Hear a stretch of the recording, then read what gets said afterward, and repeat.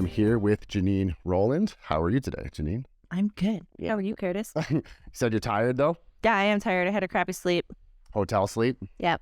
Did Phil keep you up at all? Always. Yeah, that's the biggest thing. If he sleeps in my bed, whether I'm at a hotel or in my own bed, he keeps me awake. Yeah, for those that don't know, we'll be talking about Phil. We'll get to Phil here. So, first time ever doing a podcast? Yes. Yeah? How do you feel about it? Nervous. Yeah? How come? I'm just like an awkward person to begin with. And then you put me on the spot with a question and then I just get more awkward.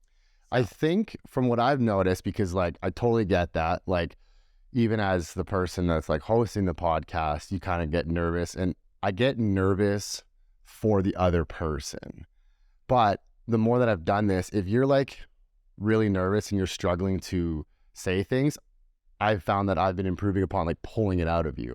Yeah. And you'll feel it as like you go through the podcast with people, and next thing you know, you'll see that they start speaking louder and more. And get more comfortable. Yeah, and they get more comfortable and everything. And because it is a good time. Yep. It's like, because on the last one of my friends' we were talking before we started filming, and he said that the most, like one episode and people fail. He's like, that's where usually people fail, is after one episode. And then he says, if you make it past 21 episodes, then like you're kind of in the clear. Well, it gets less awkward as you go, right? You just get more comfortable. And then the more that you get experience with it, the more you know what kinds of questions to ask to make people talk. Yeah, exactly. Yeah. But it's also, too, at the end of the day, even if it's just fun. It's just nice. It's cool to get to know people better and like hear their stories and like learn about them and whatnot. And because, you know, like how often do you get to sit down with people? We have busy lifestyles and all that kind of stuff. So to like learn something about someone doesn't always happen. So like this is a perfect environment to do so. Yeah. And so it's been really fun that way. And so speaking of learning of who you are, let's start off. Let's introduce you to everybody. Where do you want to start? Like from the very beginning? Well, let's start with like, so what do you do right now? Kind of like your profession, because this is one of the reasons why I wanted to have you on, is because of your profession, but also, yes, your, we'll say, competing experience and those kind of things, and how you used to be a trainer and whatnot. Okay. So right now I'm just a massage therapist, or not just a massage therapist, I am a massage therapist. I work from home mostly, and then I still teach some boot camp classes as well. So that's my little bit of tidbit in the fitness world still. I used to personal train, used to do some nutrition coaching, used to be an esthetician, did some of that as well. When were you an esthetician? In my early 20s. So when I first graduated high school, I was 17. I moved to Calgary and took a year of massage school, and I just hated it. I really hated it. So I quit because I was young and I didn't think that it was going to be what it was. Like I'd always kind of had a natural feel for massage. I could find a knot and dig it out and stuff, but I didn't understand how much treatment came with it. So I started getting into like physiology and stuff, and I was like, ugh, I don't like any of this. Because I was young, right? All I wanted to do was just go out and be 17 and go to Thailand and travel, you know, and do all those things, which I did. And it was great. But so then I took my first year, finished that, took some time off, traveled to Thailand, worked at hotels, did a couple things, and then went back to school for aesthetics. Did that for about a year, and I was working at a spa, and we would do body wraps and stuff at that spa. So it'd always have a little bit of massage within the treatment. And because I just have had a natural feel for it, people would always ask if they could book a full hour of massage with me. I was like, well, you can, but I'm not covered by insurance or anything. So I had enough people over time ask me. So I just figured, well, I should just go back and finish my second year. So then I went back in Red Deer at the Alberta Institute, and I just did like their part-time course. I would do weekends, and then I was still working at the spa, did both of those. And then once I was done my schooling, I was done at the spa as well. And then I started at a physio clinic in Ponoka. So you said you did the 1 year. Yeah. Did you have a certification after that, or? Yeah, but you're not covered by insurance. So it's 1,100 hours. Okay. And in order to be covered by insurance within Alberta, you have to have 2,200 hours. Oh. So which would be your 2-year program. Oh, okay. Right. So I finished my relaxation massage portion, but not the therapeutic massage. And so what falls under therapeutic? Like treatment. Like injury and tendinitis, strained muscles. You start to get more into a treatment plan and different techniques and stuff, rather than a relaxation massage. It's just like, you know, effleurage here and make sure you go at least 3 times. Yeah. So toweling.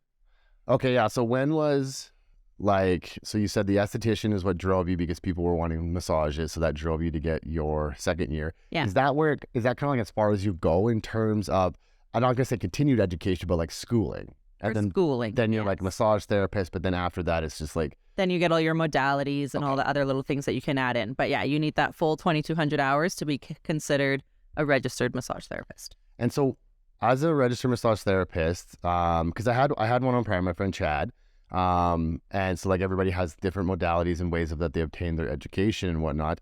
So like for a massage therapist, what is a form of continuing education? Like what do you kind of... So like cupping. Okay. You know how some therapists will add cupping into their treatment, or Graston. You could even start getting into energy work, like Reiki could be a modality. I believe that's what my mother had. Yeah. They just have random courses too that like gets more specific into how to treat the shoulder, or TMJ, like just very specified things. So each course that you take that would be continuing education, they would have to, whoever creates the course would have to apply to the association or send that course to the association and have it approved before you can earn credits off of that. Who's the association? There's a bunch of different ones. Okay. So there's like NHPC, RMTA.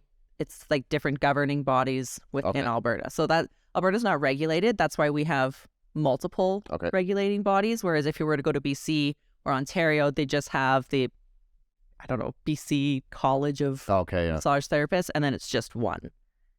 Because they have that like with paramedics too, don't they? And like those... I think so. But that's how like nursing, I think if you get your nursing in Canada, I believe, I don't know, don't quote me, but I think you can travel as a nurse because they are a regulated industry. So because of that, they can go and work at any other regulated place. Oh, so essentially what you're saying is that because you're in Alberta, you wouldn't be able to practice in BC unless you had gone to BC's. Or I can take an entry exam into their Alberta or BC College of Massage Therapists. And if I pass that entry exam, then I could practice. So you can challenge the exam as well. Okay, yeah. Instead of redoing all of your schooling. But like I had a friend from Ontario who took all of her schooling in Ontario. And their process to get into the Ontario College of Massage Therapists is grueling. They had like days of testing and different sequences that they had to go through in different levels. And like, all I had to do was just pass my second year and apply, like send in my certificate, and they accepted it, right? There's no extra testing to get in. Why do you think there's such a difference there? I don't know. I think just the regulation process isn't as far along here. Is that good or bad? Bad, you think? I would think. Yeah, because there's so often where I will get a new client and maybe I massage their wife or their girlfriend or whoever, and then they send somebody that they know because they're like, oh, you have to try Jeanine, which is really great and flattering for me. But then they're on my table and they're like, yeah, I had a massage once. It was really crappy. It was like a glorified back rub. That's what I was going to say. Yeah. So there's so much different varying abilities within the massage world. Like there's been times I go for a massage and I say, I need my subscap and my lat worked on. And they're like, start rubbing your... they're like, I don't know how. And I'm like, okay. Yeah. Sweet. I'd say that to people. It is difficult to find a good massage therapist. Yeah. Right. And like, I find like there's still like so many different spectrums in my own experience. You can find some that are like really good at deep tissue, but then like that's their only specialty. Yeah. And then some people like don't need that deep tissue and they don't have that like that broad range of what they can achieve. And then you have some that are more designed towards the relaxation, which I have found that, you could correct me if I'm wrong, but I do believe that seems to be more of a market because that's like people don't really want to get their butts kicked sometimes. It depends. So I worked at a physio clinic, and then when I moved to Sylvan, I started working at a gym. So my clientele has always been the type of people that want problems solved, right? Like they want to be fixed. They understand that in order to fix some things, you have to go maybe through a little bit of discomfort and pain. So yeah, I don't know. There's definitely a market for both. I wouldn't say one more. Me, myself, I just do more therapeutic. Yeah, okay. It works better. Yeah. And then I suppose you've like built that name for yourself, and that's why people are coming to you. Kind of. And that's why they say you need to go try Jeanine, which really sucks for being 5 years into massage and then Now my hands and my body are like, you need to stop eating tissue all day, every day. Which we'll get. Yeah. But yeah, like I kind of like, the reason I asked that, like if that is like what you want kind of thing, because like, as you know, most people, when they think of me, they think nutrition, right? And as you're coming to learn, it's so much more than that, you know? And I just had done a podcast yesterday with my friend Matthew, where we actually, like, I'll say, nerded out and on some education stuff, because people are quite unfamiliar with like my background of biomechanics and programming and everything. And so then when you get isolated to one little thing, for me, in my own experience, I found that it actually makes things quite difficult. Yeah. Because you'll have people that'll come to you that want their nutrition, and they'll say, I'm experiencing X, Y, Z. And you're like, well, it's from your training. Yeah. But they don't understand that that's what you do. And so then you're like, how do I have this conversation? Like, just make me a meal plan. I'm like, no. Yeah, right? Yeah. And so I didn't know if that was something that has affected you. But once again, correct me if I'm wrong, I feel like with where you are and the name that you have established yourself, yeah, it's probably relatively easy for you to get clients, you know, that want the work that you provide. Yeah. But I've also come to realize, like, with what I learned in massage school, it was obviously a great foundation. You need to know all of those things, but how I massage now versus how I massage then is very different. Because now the way, like when you learn massage, it's all about how you're manipulating the muscles in the body. But really, the way I look at it now is you're manipulating the nervous system. So if I have somebody that comes in and they're like high stress and you can tell they're just on edge, I'm not going to beat the crap out of them, right? Because that's going to be so much more crappy for them in the long run, right? Because now their nervous system is already so disrupted by their whatever's going on in their life. And then I'm going to beat the crap out of them. Yeah. And that doesn't do them any good, right? But trying to get people to understand that too, like your nervous system needs different things at different times, whether that is a deep massage or a relaxing massage, or maybe you need to go for some acupuncture instead, right? Like I have so many people that say, well, how many times should I come back? When do I need to come back? I'm like, what are you going to do for yourself once you leave my house, right? Like, what are you going to do? How's your nutrition? How's your water? How's your sleep? How's your relationships? How is everything else in your life that's affecting your body? Because I can massage you for an hour, 90 minutes, however long, and it'll feel nice. But if you go back to your highly stressful environment, my massage didn't do shit. Yeah. And I like that I really admire that about you, because I tried to educate people a lot, and like I know Jeanine understands this, so this is kind of more for the viewers and listeners, but like your muscle, like when you talk about like tight muscles, like your muscle doesn't physically get shorter. It's not tight, it's your brain. Yeah. Right? It's your something feels unsafe. Yeah. Why does it feel unsafe? Yeah, like whether it's like there's like you're training wrong, or there's an injury that has occurred and it has trouble stabilizing that joint for some reason, and then it's going to create that feeling. That's why, like, a lot of people can attest to this as well, and I'm sure you've heard this many times as well. Like I experienced myself, because I have my separated shoulder. So if I get a poor sleep, my iliac lat from stabilizing the upper arm from it sinking forward gets really tight, quote unquote tight. But if I sleep well, it doesn't bother me. I didn't go for a massage. I didn't stretch. I just slept better. So my central nervous system is, because it's just like, think of it as too much workload. Right? There's just not enough CNS energy to stabilize this dysfunctional joint and deal with your spouse or your job or whatever on top of all of that, or your digestion or your excessive training or whatever it may be. There's a podcast that I listened to that you did, and you were talking to, I don't remember who his name was, but you guys were talking about how full your cup is. Yeah. Everybody's walking around with a full cup. And then you add a little bit. New analogy. Because I use a canoe analogy. There's also a full cup one. Yeah. Same. But yeah, it's like you can only handle so much, and that's what people don't understand, is that they have all these other stresses, and then they add on the Starbucks coffee and the pizza, and then all of a sudden they're like, oh, that made my tummy hurt. But then they also go and eat like rice and chicken the next day, and it also still made their tummy hurt. And I'm like, well, your cup is like friggin' flowing everywhere right now. Exactly. And like that's the thing too, like you talk about, like they had Starbucks and pizza, and they're like, oh, my neck hurts.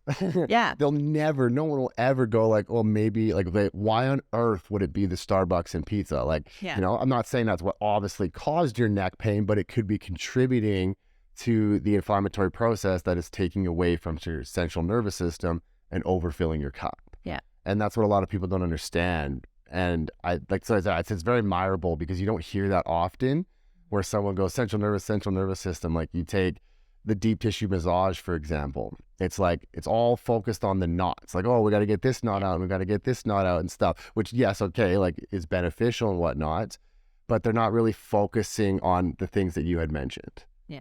Right. And then it's also that fine line too, where it's like, where you said people's like, well, how many times should I come back? Mm-hmm. Well, you got to make a living. So like, it's almost like you want them to come back, but at the same time, it's like, well, I want you to be better. Yeah. I don't want you to have to rely on me forever. And that's what I tell them. I always tell them, I want to help you get into a position, like get your body into the position so you can go to the gym and keep it there and strengthen it there. Mm-hmm. And you will get tight and sometimes you'll be in a slightly wrong position or you'll have a crappy sleep and you'll tweak something at the gym and you will need me again. Yeah. The massage will always have a place, but I don't want to see all my clients once a week. If I see them once a week, I'm doing a shitty job.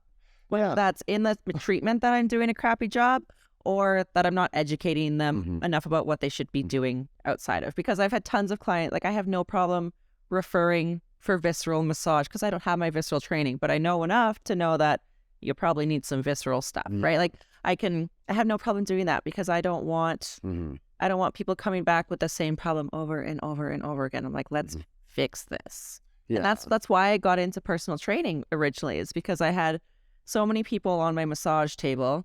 And because of the physio clinic and working at a gym, it was all, they'd be laying there and they're like, well, I did this at the gym, or I did that at the gym, or I just was sitting there and I turned funny. And I'm like, well, it's because you move like crap. Yeah. Like whatever I do on this table will make you feel great for now. And then you're going to go to the gym and move like crap again. So that's why I got into training, so that I could do both. Yeah. And I was going to say, like, in your defense, like you made the comment, like if you're coming back multiple times, you're doing like a poor job of like educating or whatever. It's also too, though, it's not always that case, because you got to remember, like sometimes you'll do massage and then, as mentioned, that person will go back and then sit in their chair like this and everything. Yes. And so it also boils down to your clients. It's like, because I'm a big advocate of lymphatic massage done by the right individual within proper context, because Joe Blow off the street goes for lymphatic massage, he's probably going to get next to no benefits because he's not supporting the liver, he's not supporting his cells, he's going out and having coffee or whiskey afterwards or something like that. And so that's where it's like, you know, certain things get a bad name, or like you get a person themselves. Like I was having this conversation on a mentor call this morning. I said, when you're dealing with really messed up individuals, I was like, there's a reason that they're messed up. Yeah. You know? So until you can get them away from that, they're going to keep coming back, but that's not a reflection on you. Yeah. Right? Like, which sometimes messes with your head, though. It's hard, yeah. As somebody that is, like, we both love to help people. All we want to do is help people, right? But you can only help people to the extent of themselves wanting help, or being able to accept help, or even understanding that they deserve to have that help. Yes. But I think society has marketed so much of like the Band-Aid fixes, right? The last thing that you would ever possibly do in the line to actually fix it. That's what gets talked about so much. It's not about the gut health and the gut protocols and the stuff that was actually going to fix the root problems. It's like you have all this stuff going on. It's creating all these symptoms, and we're just going to like trickle in some stuff to see if we can deal with the symptoms, right? And that's the cycle that everybody is so stuck on. Because even in my boot camp classes, I can talk about, I've said it to them so many times, like, you'll get nowhere until we figure out your gut and your inflammation. And they're like, oh, but I got this new BioSteel energy drink. And I'm like, yeah, well, hockey players drink it. It must be good. Yeah. Right? And they're like, hockey players are also doing this, and this, and this, because they're in some intense training. Yeah, but also, too, like what people really do not realize, is what I always say, LeBron James is not one of the greatest basketball players in the world because of his trainer, his nutritionist, or whatever. He's one of the greatest basketball players in the world because of his mom and dad. It's called genetics. Yeah. Because if you've seen how that man eats, if you've seen how half the NBA players eat, they eat like we all wish we could. Yep. Right? Now, could you imagine if they did have a very optimal nutritionist? And like, I don't know if you know who Russell Westbrook is. He's an NBA player, and like watching his workouts is just like, what is this? You know what I mean? And yeah, everybody can go ahead and scold me or whatever you want to do, because obviously I'm not an NBA trainer or nothing, but still understanding like biomechanics and anatomy. And it's like, just because these people are celebrities and they're extremely well off does not mean they have the best of the best in the world. They can maybe have like when you said this and this, yeah, they can afford the greatest supplements. Yeah. They can afford the highest quality. Yeah, the chef. Food. Exactly. Yeah. They can afford that stuff. So yes, that's going to greatly benefit them, but genetics goes such a long way. Yeah. Right? It goes such a long way. And so that's where it's important for people to understand that just because something you have witnessed, you know, like it's obviously different in context. I don't know what because you're talking like bodybuilding. You're going to want to hire a coach that looks really good.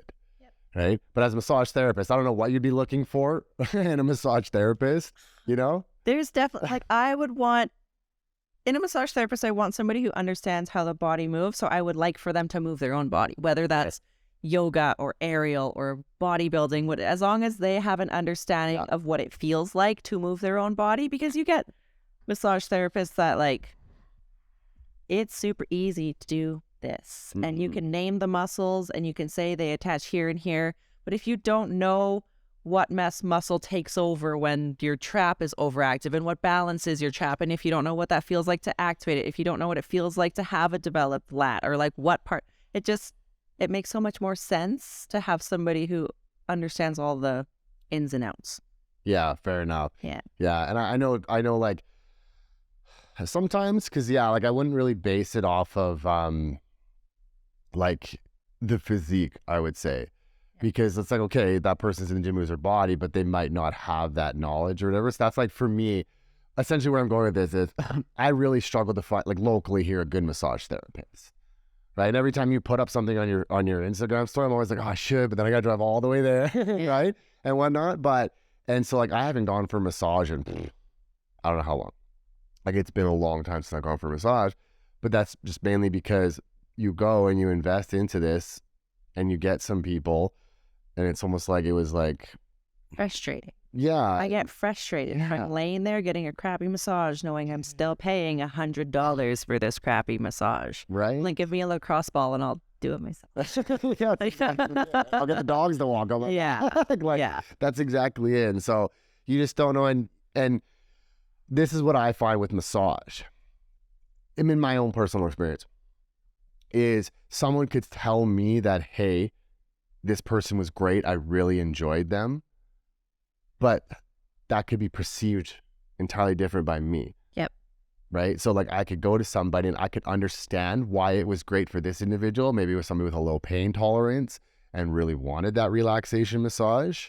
So then you go and you invest, and then, you know, you're kind of like, okay, well, like, so for example, I have a client that, you know, goes to the same massage therapist all the time. And she is great. Like, I mean, no way am I putting this massage therapist down. She just wasn't meant for me. Yeah. And so, for example, like when she would get to a spot and you'd wince, right? She'd be like, oh, sorry. And she would stop. I'm like, no, I'm like, get in there. Yeah, you're like, this is me communicating. Right? But this is what I want to ask you. Have you ever, because this is where my thought process had gone with her stopping and apologizing and everything. Have you ever had somebody like come back at you and been like, we'll say, for lack of a better term, pissed off at you and things like that? Like, you hurt me, or, you know? Not that I've ever had them come and say, but I was massaging my dad one time. He's a very delicate man when it comes to massage. He's one of my whiniest clients. And he asked me, he's like, do you ever have people just not come back because you hurt them so much? And I was like, maybe, but I don't know, because they just never come back. You know, like, I have enough that do come back. And for those that maybe it was too much, that sucks. But it is also, in some ways, the client's responsibility to communicate with their therapist, right? Like, if they're a new client, we're working, like, is that too much? If I know it's a sensitive spot, I'm like, how you doing? You know, I check in with them. If you're saying, yeah, I'm fine, then it's on you. You know? That's exactly. Or even after the fact too. Like, they could have messaged you after saying, hey, like, the next day I was really sore. I don't like that. That's not what I want. It's unfortunate, because even in my industry, and like, well, we're in the same industry, but even from my perspective, it's unfortunate that you didn't get that opportunity. Yeah. And sometimes I do. If they come back for a second time, and I've had clients that I ask, like, how'd you feel after last massage? And they're like, oh, I was sore for 4 days. I'm like, that's too much. I went too deep. And they're like, oh, no, I liked it. I'm like, yeah, but it's still too much. Even if you think in the moment, oh, this is good, it's beating the crap out of me, this is what I want. If you're sore for 4 days, we did too much damage, right? Like that's just, it's good feedback to know that whether or not you can handle it, whether or not you can breathe through it, you shouldn't be sore for 4 days after a massage. Day or 2 maybe. Yeah. If you had a real sensitive spot, but. Yeah, and that's like that. That's where I was reading a while ago. Just 1 second. That is record. Yeah, I don't. Gotta check. So I was reading a while ago. Shall I say debate or argument about deep tissue massage and like should it actually be done? And I understood both sides of the argument. And once again, it just boils down to that individual and their ability to resolve what was done during that massage. So yeah, that's a perfect example. If you're sore for 4 days, you're lacking that ability. Yeah. Right? Or yeah, maybe just did go way too hard, right? But it's more, I would look at it as they're lacking that ability. And so that's where someone could argue that, you know, deep tissue isn't good for you, right? But that's where you come in and you say you educate. Yeah. Right? You educate them. You're like, hey, well, you were sore 4 days. So 1, we have to pull back. And 2, we got to figure out, well, why were you sore for 4 days? Why did I actually go too hard? Yeah. Right? Yeah. And I think, breakdown. Yeah. And I think if you were able to stay on that table the entire time, I don't think it was that you went too hard. And totally, some people like don't even flinch. Yeah. You know? And that's where I think some people's pain tolerance is like a central nervous system will respond differently. If you're like a very anxious, uptight person and I go in and hit a spot and you go, right away. I haven't even touched you yet. Exactly. Like your body is not going to like any of that. But even if I find a deep spot and I get in there and you're able to breathe and like work with it and mentally get that area to relax, your massage will be way more beneficial. And some people love that. Like some people get off on pain, right? Yeah. So those types of people, they can handle the shit kicking and they're fine. I think it's the same as the workout. Right? Yeah. People want to not be able to walk for a week because they thought it was a sign of a good workout. Yeah. I think it's the same with massage. They want you to hurt them because they think I'm really getting things done, which in some cases, yeah, probably are. Right? But if you're that individual that cannot resolve this inflammation, then it's like, okay, yeah, maybe we shouldn't be doing that as much as you want that done. Yeah. Right? Because I've been there. Like I've had, people, 300-pound people stand on my back and dig their heels. And the next day you're like, oh, that was a dumb idea. Yeah. It's not a good spot. Yeah. So, I let a bartender crack my wrist one time. Ugh. Oh, stupid. Was it like all swollen and everything? It was so sore. It was so sore. And he's like, I'll do your other one. I was like, no. I was like, you know what? I let you start on the crappy one. I'm not even going to let you touch the other one. Like, so while I'm thinking of that, what is your stance on chiropractic? There's a time and a place. Yes. Okay, I agree with you. I see the body in a very simple way as a pulley system, right? So you're like the pulleys and the bars and everything holding it together are your bones, and all the ropes are your muscles that make things move. So unless you had a jarring injury or traumatic event or something to force a bone out of place, then it's typically just tight muscles that are pulling you out of alignment, right? So if we can correct what is pulling you out of alignment, that bone should also go back into place. Sometimes I do believe you need that extra little to get you there. But for me, like I see a chiropractor for my neck, I'll get neck stuff. And if I get a persistent headache that will not go away after a few massages, then I'll go to a chiropractor for 1 or 2 treatments and I'm good. But when I have clients that go, oh, I go to the chiropractor once a week, I'm like, you just need to stop irritating your body so much. Because it's sometimes too much treatment is also not beneficial, right? So I've had clients where I say, I don't want to see you for a month. I don't want you to go to physio, chiropractor, nothing. Get off your spin bike for your 60 minutes, 5 days a week, and just see how your hip feels. Yeah. And then they feel way better, right? Their body just needed that time to recover. And it can't recover if you just keep poking at it with different stuff, whether or not the poking is what you deem to be beneficial or not. Yeah, and that's what I always say, because you always hear people like, oh, my neck hurts. It was fine when I was going to the chiropractor. And it was like, yeah, unless you had like a severe injury or something, it's okay. Well, your neck isn't sore because you're not going to the chiropractor. There's something else that's creating that soreness. And then that chiropractor is a temporary relief. Yeah. Right? And because that fascial release, like that loud crunch that you get is often like a big fascial release. Yeah. That feels friggin' wicked. Yeah. That feels good. Don't get me wrong. Like the chiropractor can be enjoyable. I know a lot of people are scared of it, rightfully so. Like, and if I'm being fully transparent, I shouldn't say never, but I very, very rarely recommend chiropractic treatment.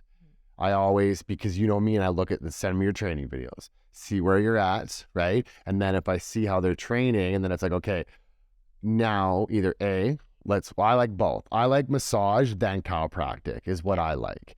And so I'll say, go for a massage and then go to chiropractic. And then once you've done that, you're going to be able to apply my cueing much more effectively to that movement, and you're going to start getting away from what's causing that pain. Yeah, because you can actually get into that spot. Yes. Yeah. Right. But if I see if it's you sit all day or whatever, okay, yeah, maybe a chiropractic adjustment to quote unquote reset, but we have to focus on what are we going to do to combat your hours of sitting. And I don't mean buy a standing desk or do this, because we know that's very difficult. You need a lot of rows in your life. Right? We got to fix you. We got to work on your iliac and psoas hip flexors, and we got to work on your abdominals and just things like that to help, because you've heard me say it 1,000 times.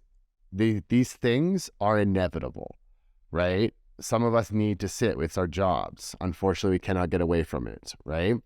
So we have to manage that. It's all about that manageability. And so if you're somebody that okay, I have to sit for X amount of time in the day, I recommend get up and go for a 30-second walk, if that, right? If you do 10 minutes, awesome. Just move. But at the same time, right, we're going to, maybe I'm going to get you to use, those ab things, those pieces. I don't know if you can see it on my chair there. It's for doing abs, so you can get that flexion in your spine. The mat? Yeah, it's like that little beveled mat. Yeah. I get people to put that and sit, because instead of slouching into your chair, it's now going to push you up into a proper position, right? And so just little things like that to help manage or whatever. Or have you seen those? I saw recently on Instagram, you put it on the headrest of your car and it positions your neck properly. It just pushes you. Yeah, and it puts you in a good position. And I was like, oh, I might buy one of those or whatever. But it's things like that it's okay, you're a truck driver. Yeah. Right? You're going to want something like that, because I don't expect you to quit truck driving. So we got to figure out, all right, how are we going to manage you being a truck driver? Put you in the right position? Because once your body is so tight and used to being here, that's just where it wants to go. Yeah. Right. So that neck thing and the back thing, it puts you there. And then once your body gets used to that, you can start to neurologically connect into where your body is in space. It's so much easier to come back to that again.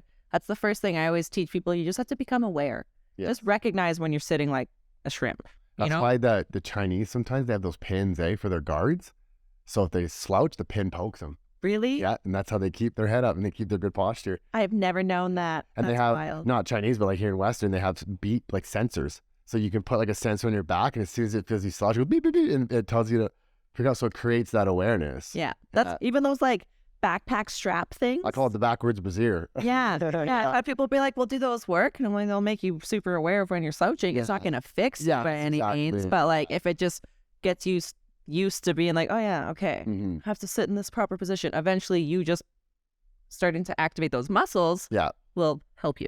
Yeah. So what's your take on the posture argument that you cannot fix posture?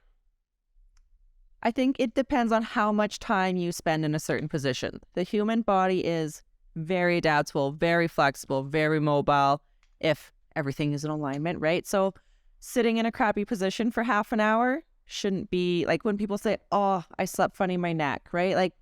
Yeah, maybe, but at the same time, what else are you doing those other 20 hours a day that's holding your neck in that crappy position, right? It's how much time do you spend there? How much time do everything is in front of us. We eat like this, we read like this, we drive like this. Phone. Everything, right? So I'm spending 18 hours a day like this. I have to spend really twice as much time in the opposite direction to try and balance that out. So I don't think that it's necessarily there's a perfect way to sit or a perfect posture to have. It's just how much time are you spending there? Yeah. And that's why I say remember the double chin technique I taught you to find the neutral spine? That's why I say that, because I can't be oh yeah, this is your neutral spine. You have to find it. So you use that technique to find, so the central nervous system finds that. But my argument to the posture thing, okay, yes, I understand bone development. Yeah. Right? If your neck develops out here kind of thing, okay, that's the bone. You're going to need surgery or something to fix that. But in terms of the muscles, I really, when you see the forward rotation, you know what I really work is your lats, especially your iliac lats. Because how I explain lats to people is they prevent your shoulder from being dislocated. Yeah, and from falling. Yeah, and having a separated shoulder really helped me learn that, because if I leave this thing forward like this, it's my lat that's constantly, that's why my right lat's bigger than my left. Yeah. Right? Like quite a bit. It's not from like just not neurological connection and misdirected work. It's because this shoulder's always forward. It's always dislocated, kind of like you could look at it. And so like I've taken clients where they've had that slouch and we just really nail lats, right? And that has really helped. And then like with the winging scapula, you work your serratus anterior. And just like the way the scapula sits on your shoulder blade, if you think about like how dominant pecs and traps become, it just starts to like, it starts to end up in that position, right? So the only way to do that is to everything below your shoulder blade, you just have to activate and pull back down. Like people make it so much more difficult than it needs to be. Right. And this is why, this is like, we've already mentioned this, like why the training is so important. So take like what you just said with the scapula, right? With it coming up and everybody's like, oh, my upper traps hurt and all this kind of, I hold stress in my traps. It's no, you don't hold it in your traps. There's just so much dysfunction going on in there.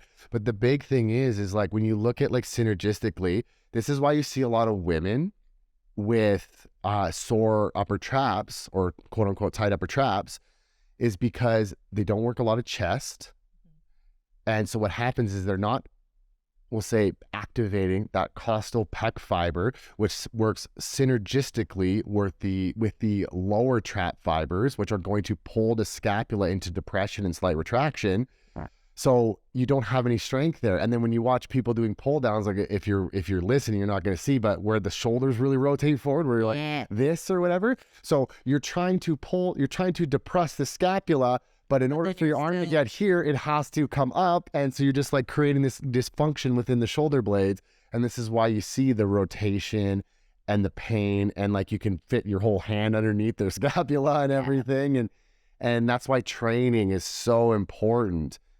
And that's where, like, when we talk about, as we were mentioning earlier, where people come to me for nutrition and whatnot, oh, I'm stressed, I need help with my nutrition. It's like, well, if you are training, like, so for example, like a rear delt fly, like I'm not a huge fan of a rear delt fly because most people have their arm up here.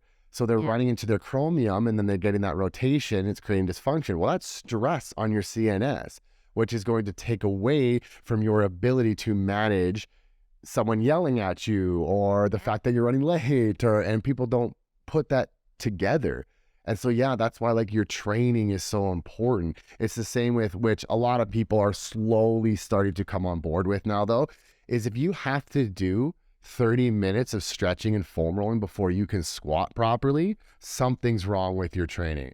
Because I love that Zombieland thing or whatever, when he's limbering up and he's like, does a lion limber up before they go after a gazelle or whatever? Yeah. And it's true. If you think about it, like when we were, let's say cave people times, granted we weren't sitting in office chairs and everything, but we didn't sit there and foam roll and stretch and then ran away from we just on it. Right? You were designed to move like that. But like you were saying, you are spending X amount of time during the day in an unfavorable position that is leading to someone having to do these things.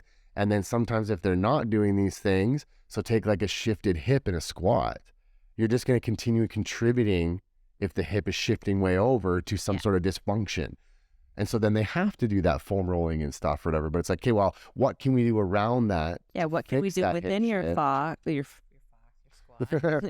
fix that? Exactly, right? Yeah, like, can we put a heel lift in? Can I make sure that you're not pronating here? Like, can I just... And that's what I teach boot camps. Like I haven't gone to any of the other instructors' classes, but I know that I nag my women a lot. Yeah. I'm like, you have to do this and this and this. Yeah. Check your pelvis and check this, because I just... What are you doing, tough guy? Watch your mouth. Because it's just so important. Because as soon as that foot drops, it works its way all up. It works its way up the chain. That's what. That's exactly it. I can't wait till we talk about Philip. It's time now. But you're right. I love that you use the word the chain, because like people will say like they'll squat and their foot will like rotate in or something like that. Yeah. And what I tell people, that's because if you would look at the way it's designed, you are trying to find more dorsiflexion is what's occurring. So that's where you're getting that rotation in. But they'll never stop to think that maybe it was their foot, because we walk around in shoes all day. So we're not using our feet like we would our hands for that functionality. Because like, I'm sure you're familiar with this. Once again, this is more for like the listeners and viewers. But let's say you go to stretch your hamstrings and like you can't touch your toes. You take people and you take a lacrosse ball, you roll their foot out. That's all you do. Next thing you know, they can touch their toes. So that whole fascial line has now opened up all the way up. Exactly, up that chain, right? And so it's like you tell somebody, let's say hip pain or whatever, you'll want to be from your shoulders. Yep. They'll be like, you're dumb. No, trust me. It could be from your shoulders. Well, so much from your problems, right? Like we have so much knee problems in today's society, and they're like, "Oh, well, my knee hurts, but I didn't do anything to my knee." Mm-hmm. I'm like, "Well, show me, how do your hips rotate and how does your ankle flex?" Yep. It's probably one or the other, right? Like our knee, unless you have a traumatic impact to your knee, which 100% happens.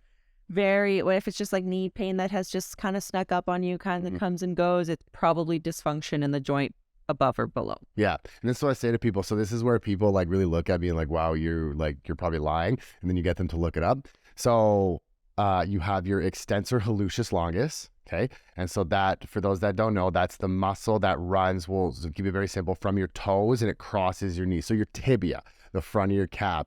This is what I always ask people. How many times in your life have you placed a weight on the top of your foot and lifted that weight? They'll all go, never. Yeah. So you're not functioning half of your joint. Yeah. And so this is where like things like knee pain can come from. But I also like that you said like the alignment, because you watch people squatting and their knees will be here, but their foot will be here. It's like, I'm always like, make sure your knee is pointing the same direction, like between your big toe and your second toe, because then you know your shit's on track. Even if you're slightly pointed up to the side, so should your knee. But your foot should not be doing this and your knee doing this, because then there's so much extra torque in your knee that it's just not designed for. And I'm wondering if that's where I'm not super familiar with this debate, but like the debate where you shouldn't squat with your knees over your toes, like I'm wondering if that's where it had come from, because people just were not lining things up. Yeah. So that would hurt when your toe is going this way and you're trying to explode your knee out this way, right? And I think also it's like, what load are you doing that under, right? Yeah. Right. There's so much involved, like what shoes are you even wearing and that kind of stuff. Like I always say, never wear running shoes when lifting. You know what I did once? I was wearing Converse weightlifting in the gym. Yeah. And I had a program that had 20-second sprints in between. I decided to sprint on the treadmill in my Converse. Oh. And I couldn't walk for weeks. I had the worst shin splints of my life. I would imagine. Yeah. See, that's what I say. Running shoes are for running. Yes. Right? And then so that's, I don't think people need the weightlifting shoes. I think they're amazing. I think they're great, but they're expensive. So for people like that are listening, $50 pair of Converse All-Star. Flat shoes, that's going to be great if you're squatting and everything. I squat. I don't even, when I go to the gym, I walk in with my card to get me in, my headphones. I don't bring any shoes. I don't bring anything. And my water bottle. Because that's a smaller gym, isn't it? Yes, tiny. I was going to say, because big gyms don't let you go barefoot, do they? Yeah, because I always try to tell my clients to go like barefoot. But then there is also the argument, like if you dropped a weight on your foot or something like that. But I mean, like if you're going in there, you're taking that, because I would rather, when I do calves and everything, I especially go no shoes. Yeah. I especially go no shoes. I'm like a slipper person. Yeah. I will wear slippers. And now I've started this thing at the gym where there's so many people that aren't wearing shoes or slippers. And I'm like, you're welcome. Yeah, it's just because then you have better use of your mechanics. You can feel the floor. Yes. Right. You can actually feel what your feet are doing. You can spread your toes out. You can't spread your toes in a running shoe. You're like, you're balancing on this little cloud when you're in your running shoes. And what I've especially learned from you is when you're trying to go, especially for hypertrophy, you want to create the most stable environment that you can. A running shoe is not stable for squatting or working out. Exactly. Yeah, the way it's shaped. And then you look too, for example, like you mentioned, you're using the floor and stuff. That's why like some individuals who go on leg extension, their knees hurt. Yes, it could be, hips lined up wrongly. There's all that to play. But let's say you have somebody that is lined up accordingly and it still hurts. It's because they have nothing pushing into their foot to create that stability in their knee. Yeah. So the long-term solution is fixing the foot mechanics, tibia, etc. But the short-term solution, I tell people, is you can place a band around their feet. And so that can add some tension, and then that helps their knees. And so if you find somebody that has like knee pain and a leg extension, acutely just use a band around their feet. Yeah, and that way they have something to push into, and it helps with the knee stability. But that's what I tell people, like my father, for example, like he's got those extreme knee surgeries and everything because they got so bad or whatever. None of the physiotherapists or anything are saying, do this, load your tibia. It blows my mind. I will show somebody like a 90-90, like a hip rotation exercise on the floor, and they're like, wow, that feels so good. Nobody's ever taught me that. And I'm like, why? Like rotation for your joint, best bang for your buck. Just learn how to rotate your joint. Yeah. And you will correct a lot of stuff along the way. Yeah. Yeah. And I'm not entirely sure why. What I always say, like some people might hate me for this. I do apologize if you do, but I think physio is for like the first 3 days of your injury. Yeah. That's what I think physio is. But people get stuck in it for months. Like months or whatever. Because it becomes so much more of the manual work. They want the needles and they want the massage and they want the ultrasound and they want all the stuff that they want somebody else to do it for them. But what they don't realize is that it's the exercises and some of that fascial work at home. Like Phil, for example, everybody, all the physiotherapists, people that I've talked to, they're like, what's really going to get him anywhere is how much you're doing at home with him. Yes. That's the biggest thing. Like we just have to time. Retrain that nervous system over and over and over again. Yeah. So you mentioned you were a personal trainer. Yes. Okay. So you said you went into personal training because you wanted to learn more to be better at massage. Is that kind of like what to help my clients more, because I knew that the reason that they were in pain is because they were just moving like crap. Yeah. So I had to fix the way that they moved. Okay. And so go on. We said But then you get into personal training and people don't want to come to you just because they want to fix how they're moving. They want to lose weight. It's what personal training is marketed towards. Fair. So what did you do to get that personal training? Was it like ACE, NASM? What was it? A really crappy weekend online course. Yeah. because I had my 2 years of massage therapy. You already had the background. Yeah. So I didn't need to learn the muscles. Like I already knew. I'm not as judgmental over that. I right. But I'm judgmental about that because then I work with personal trainers that have weekend courses and I'm like, oh my God. Yeah. Right. But I'm one of those personal trainers who had a weekend course. Yeah. So it's like. But like you said, though, you still did the 2 years in school and that's already quite the significant leg up on the 3-day course. And I took like extra mobility training and kettle. Like I took my personal training and then I went right into extra certifications because I knew I needed more. I was going to say your 3-day course is probably more like challenging a test. Yes. Look at it like that, just to get that certification. So you're just so I had paper. Yeah. And so is that why you got out of it then? Because you mentioned like it just wasn't, you wanted to help people move better, but then they were just coming for weight loss and not understand that aspect. Yeah. And I have learned, like I said earlier, I've learned enough to know that I don't know anything. Fair enough. When it comes to and I'm not willing to go to school for another 4, 5, 6 years. I like massage. There's a different route that I want to take within massage and stuff. And it's not, I love nutrition and I love the personal training and I love working with people one-on-one. I do not love the psychological aspect that comes with it because that's really what it comes down to. I think for a lot of people, it's what kind of trauma did you go through as a child that's making you binge eat? Like, I don't know. If you're not even willing to look at that, I will never be able to help you because I'm not a psychologist. I'm not a psychiatrist. I cannot fix your mental state. I can tell you this is maybe where I think you need to look into a little bit, but I don't have the training to help them through that, right? So you can give people meal plans and you can give them training programs and you can give them all of the tools that if they were to just do it, it would work. Yeah. But it doesn't always work like that. Yeah. Right? And then I've learned it comes down, everybody's like calories in versus calories out. No, that's just not it, because I know some girls that'll eat 800 calories and their bodies, they have the skinny fat look, right? Like it's not going well for them. But in theory, on paper, calories in versus calories out. But it's not that, because it's your gut, it's your inflammation, it's your stress, it's everything else that comes along with that that's not allowing you to shed that fat, because fat is protection at the end of the day. If your body wants to hold on to fat, it's because it doesn't feel safe enough to get rid of it. Yeah. Yeah. And so like, it's interesting because you talk about like when you say like binge eating and stuff like that, we were talking about the psychology. And once again, I always tell people like exact same thing that you said. I'm not a psychologist. That is not my training. I do believe in, though, that what I can provide can help you manage that psychological situation better. And this is why, like, yes, we are not psychologists, but we do need to kind of dig in to see what's going on. Because if something did come up, okay, like, this is going to be extreme, but like, okay, I was raped. It's like, okay, so you do need to go seek help. Yes. Okay. But here's what we are going to do to help make that therapy more effective for you. Okay. We're going to see, because that trauma created a gut issue. Yeah.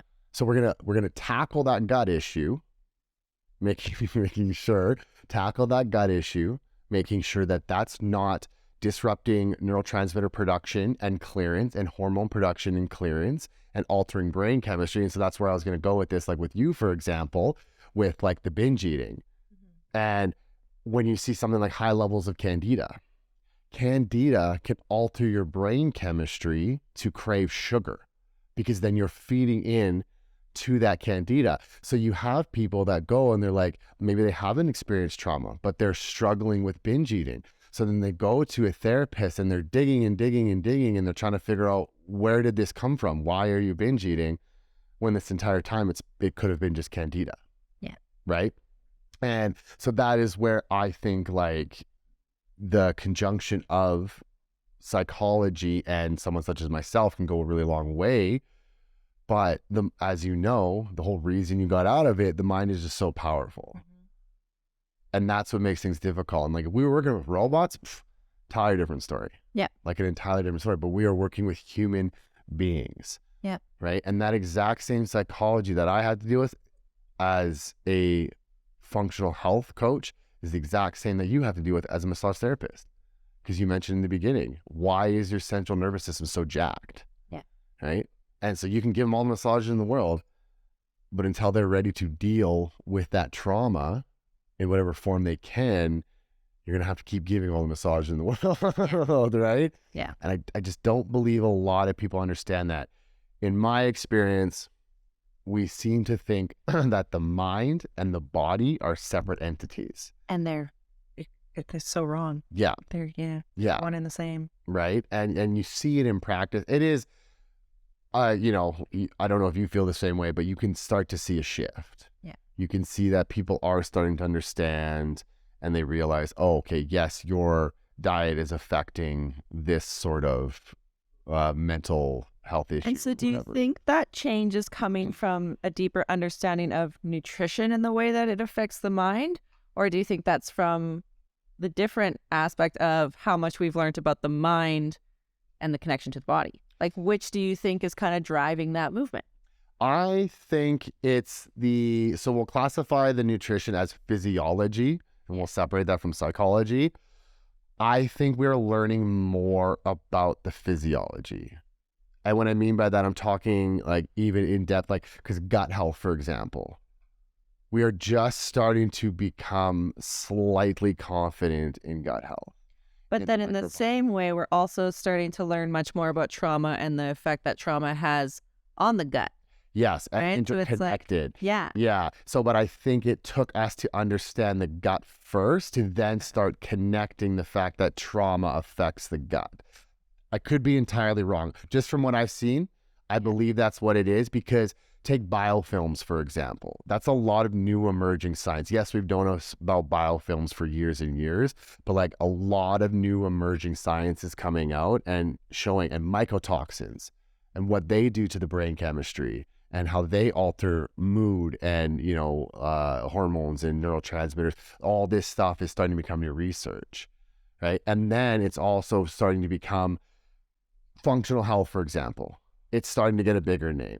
Yeah. So people are starting to see these things in practice, which is becoming undeniable. So then that person that sees it's undeniable, that wants to figure out, like the scientist or the researcher, okay, that was enough fuel for them to start going, okay, well, like maybe they don't actually have trauma or it's this or whatever. Now they're trying to interconnect the psychology to the physiology. And for me, like, obviously there was not the greatest childhood. You know, I was bullied in school and I didn't have any friends and all this kind of stuff, and just like divorce and everything. But it wasn't until I started looking after my guts then I started to be able to manage that. Right. And like you, like maybe not on a personal level, but you know, like how I was in those experiences. And that was where my psychology was coming out, the trauma.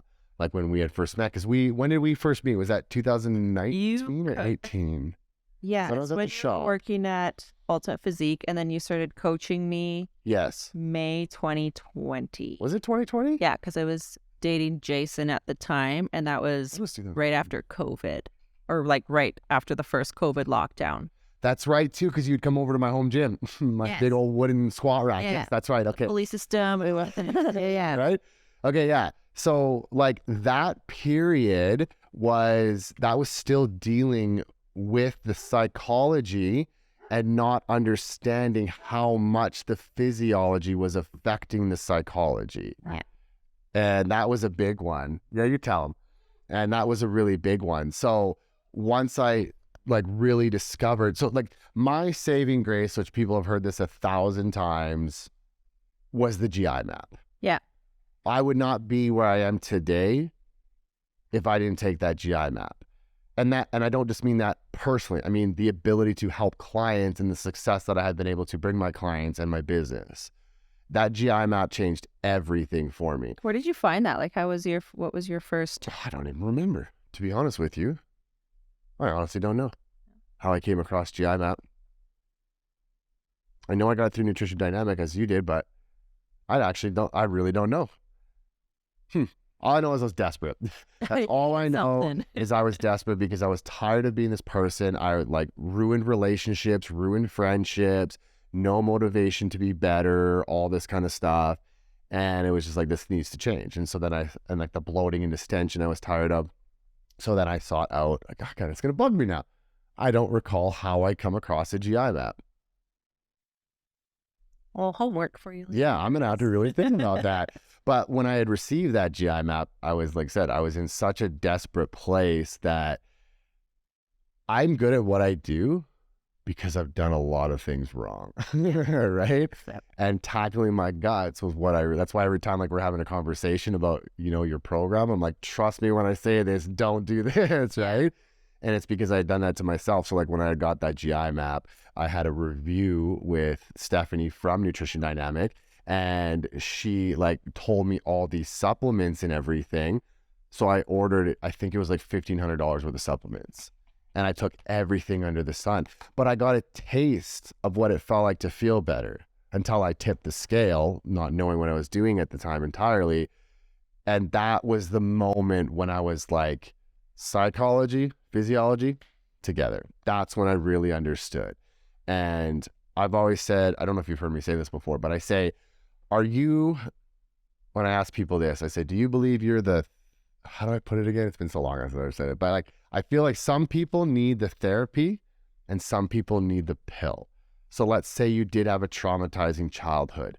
I need the pill, meaning I need to fix my guts, and that will affect or fix my mind, because that is what has done. But I have people where working on the guts, but their mind is just so powerful. So they need that therapy, if that makes sense. I think that, so entertain this. So I've been getting a lot more into, and I understand that this is also an aspect of health and fitness that I don't know much about. So I'll tread lightly, but female and masculine energy, the being and doing. So masculine energy is typically doing, right? Masculine energy is very in their head. They're very mind driven, whereas feminine energy is typically more doing and being in your body and experiencing in that. But even for me, I have masculine and female energy within myself, right? So whether my masculine energy is more dominant, I would respond better to more of a logical brain type reasoning, or versus when I'm in my body and more of that female energy, I respond more to that being and experiencing. So I wonder if maybe it depends on where that person is in their balance of their energy as to what they're able to take on to heal themselves. you know? Yeah, I get what you're saying. Yeah, and I think I'd agree with that. And I think for me, kind of putting that into more like, we'll say nerd terms, I think that we're going to be talking like, more amygdala, hippocampus, prefrontal cortex stuff. And because like I get what you're saying, yeah, like with the, because when I think of I cannot help but think of this. When I think of masculine, I think of ego.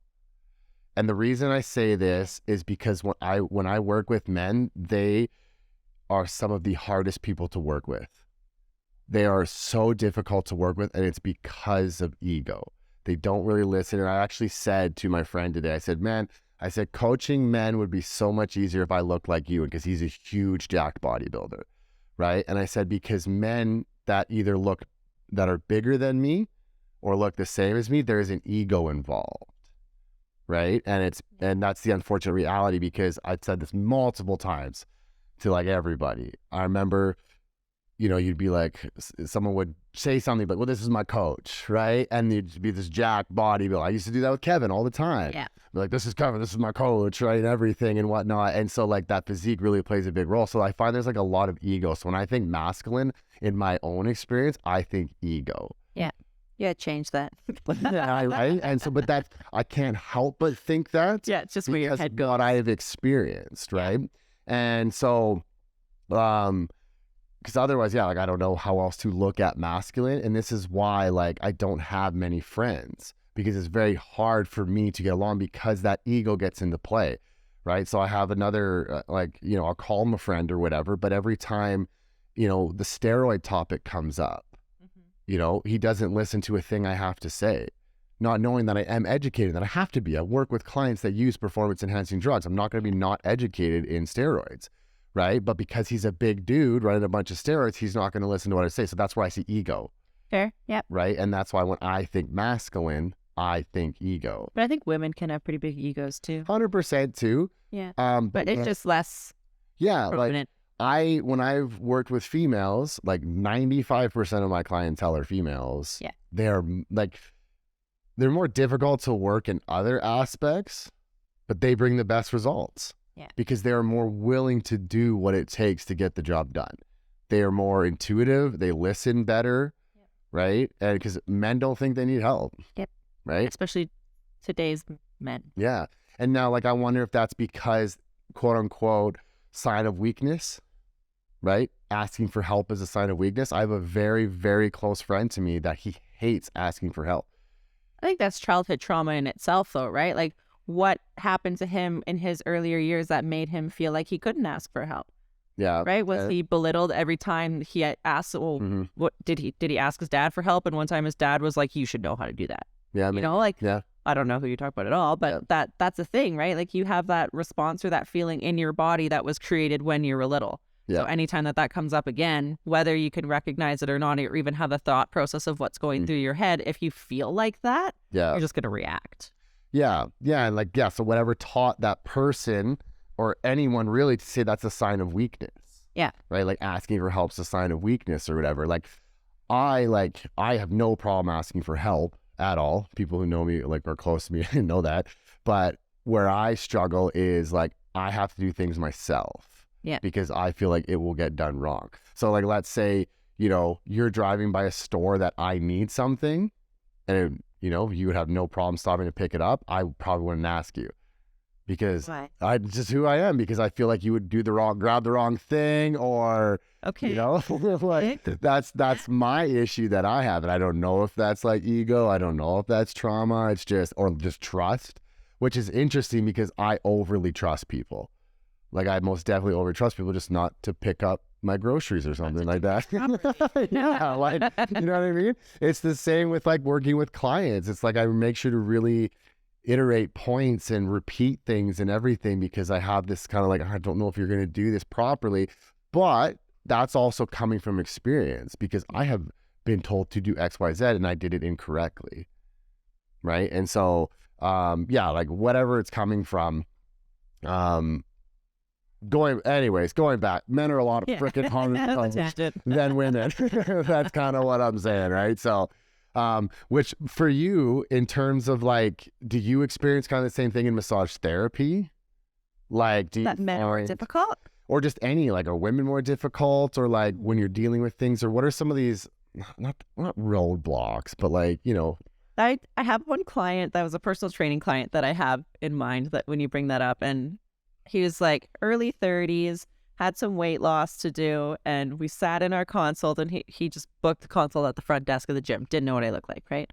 And so we were sitting in the office, and I can tell this guy is just super not impressed that he's sitting in front of a little blonde girl, right? He's like, what do you know? Mm-hmm. And he just challenged me and poked at me and poked at me. And now he will just sing my praises. I just had to get through to him. I just had to teach him that maybe I don't know everything, but I know more than you do in this aspect, and I have stuff to teach you, right? So you put your big ego aside for a second, listen to the little blonde girl, and we dropped 60 pounds together, right? But I could tell right away when he first met me, he was not having it. Yeah. And then I just had to warm up to him. And even with massage clients, they have a big dude opens the door, sees me, and he's like, we're just gonna have another crappy massage, right? And then by the time he leaves, he's like, that was amazing. That was so great. You're a lot stronger than you look. Or like, so what do you think he would have preferred? A big jack dude. Really? Because I had a guy, okay, so I'll tell you a story. I've had 2 men massage in my life. And one of them was this Filipino guy, and I loved him. He was small. He would like literally, and this is when I was a lot bigger, and he'd jump on my back like, oh, you're so strong. Like he's like trying to do a bunch of stuff. You got the same. His name was Jun. I loved him. And then I went to go to this one massage therapist that I had gone to before, but she wasn't in, or so I can't remember, got sick or something. So they recommended me, and it was this other guy. And he's like, do you want me to do your legs? I'm like, no, and I thought I was comfortable, like with, shall I say, with my sexuality or something like that. And I could not get into the massage. I could not get in the massage. And it's not because like I want a woman touching me. Yeah. I just never experienced a male massage. But also too, I didn't see a better benefit from a male masseuse. Yeah. Right. But I've also gone to people like Sheena, where I'm pretty sure she could bench press a horse. Right. So like we were talking about strength. You're not worried about her being a woman, right? And so I personally was just like, I did not see the benefit of having a male versus a female. Like a difference in that. Even in massage school, we had a few guys in the class, and it's not like I was like, ooh, I want to be partnered with the guy to get a deep massage. Like it really made no difference. Yeah. And like, let me clear, I'm not homophobic at all, right? Let me clear that. Like I absolutely, like I used to live with gay people, and I love gay people or whatever. It's just, I don't know. I couldn't get into the massage. I couldn't relax. Yeah. And I don't know if it was the fact that it was a male, or maybe it was the fact that it was just a surprise, because I was coming in expecting, like you said, the guy walked through the door and saw you, and all of a sudden was like, I was expected to come into someone that I had already had a massage with. And then next thing you know, it's a man that I've never seen before. Yeah. And so maybe that's what created that lack of comfortability. But you're such a routine person. Fair. Who like things the way you like them. Yeah, maybe that's why. So it probably just threw you for a loop to all of a sudden have to, not that your plan was really changed, but how it was going to execute changed all of a sudden. Yeah. Yeah, fair. That makes sense. Yeah. But yeah, no, every time he's like, you should only do your legs. I'm like, yeah, I don't know. I'm okay. I'm okay. Yeah. So, but now, okay, so we already talked about, because I'm always curious about the behind the scenes with like entrepreneurs and whatnot, and when you deal with clients and such. And you already mentioned that, like, so where I'm going with this is kind of like, have you had any bad experience with massage therapy? Or has it all been relatively okay for you? Well, as a young girl, I've definitely had some men do some highly inappropriate things. Yeah. Like I was going to say, if you are comfortable, because that's what I've always like, you hear that all the time. Yeah. You hear that all the time and especially being because you massage at your house, correct? Yeah. Because like, correct me if I'm wrong, that is almost more scary. Yeah. So yes. I'll tell you, So the very first incident that I ever had, I was working at the physio clinic, and there was a guy that comes in, he's got his earbuds in his ears, and he has his phone. And I was like, oh, maybe he just wants to listen to a podcast or something while I'm massaging him, right? I don't know. So I'm massaging him, he's face down, and he's got his phone. Like, they have a little hand rest underneath of some face cradles for massage, so he's got his phone on there. Yeah. And he's like humping the table. And I was like, this is odd. So I like peek over, and he's watching porn. What Yeah, and I was goes like, on in some people's heads? Like, you couldn't wait to get home? at a physio clinic. Also, it's not even like it was like a spa. I just took his phone and I put it on the counter. Did you? Yeah, and I was like, the massage is over. And I left and I went, Good. it was like, we were never booking him again. Because how many women do you think get caught in that situation but don't do anything? I haven't really talked about it a lot with other massage therapists. And yeah.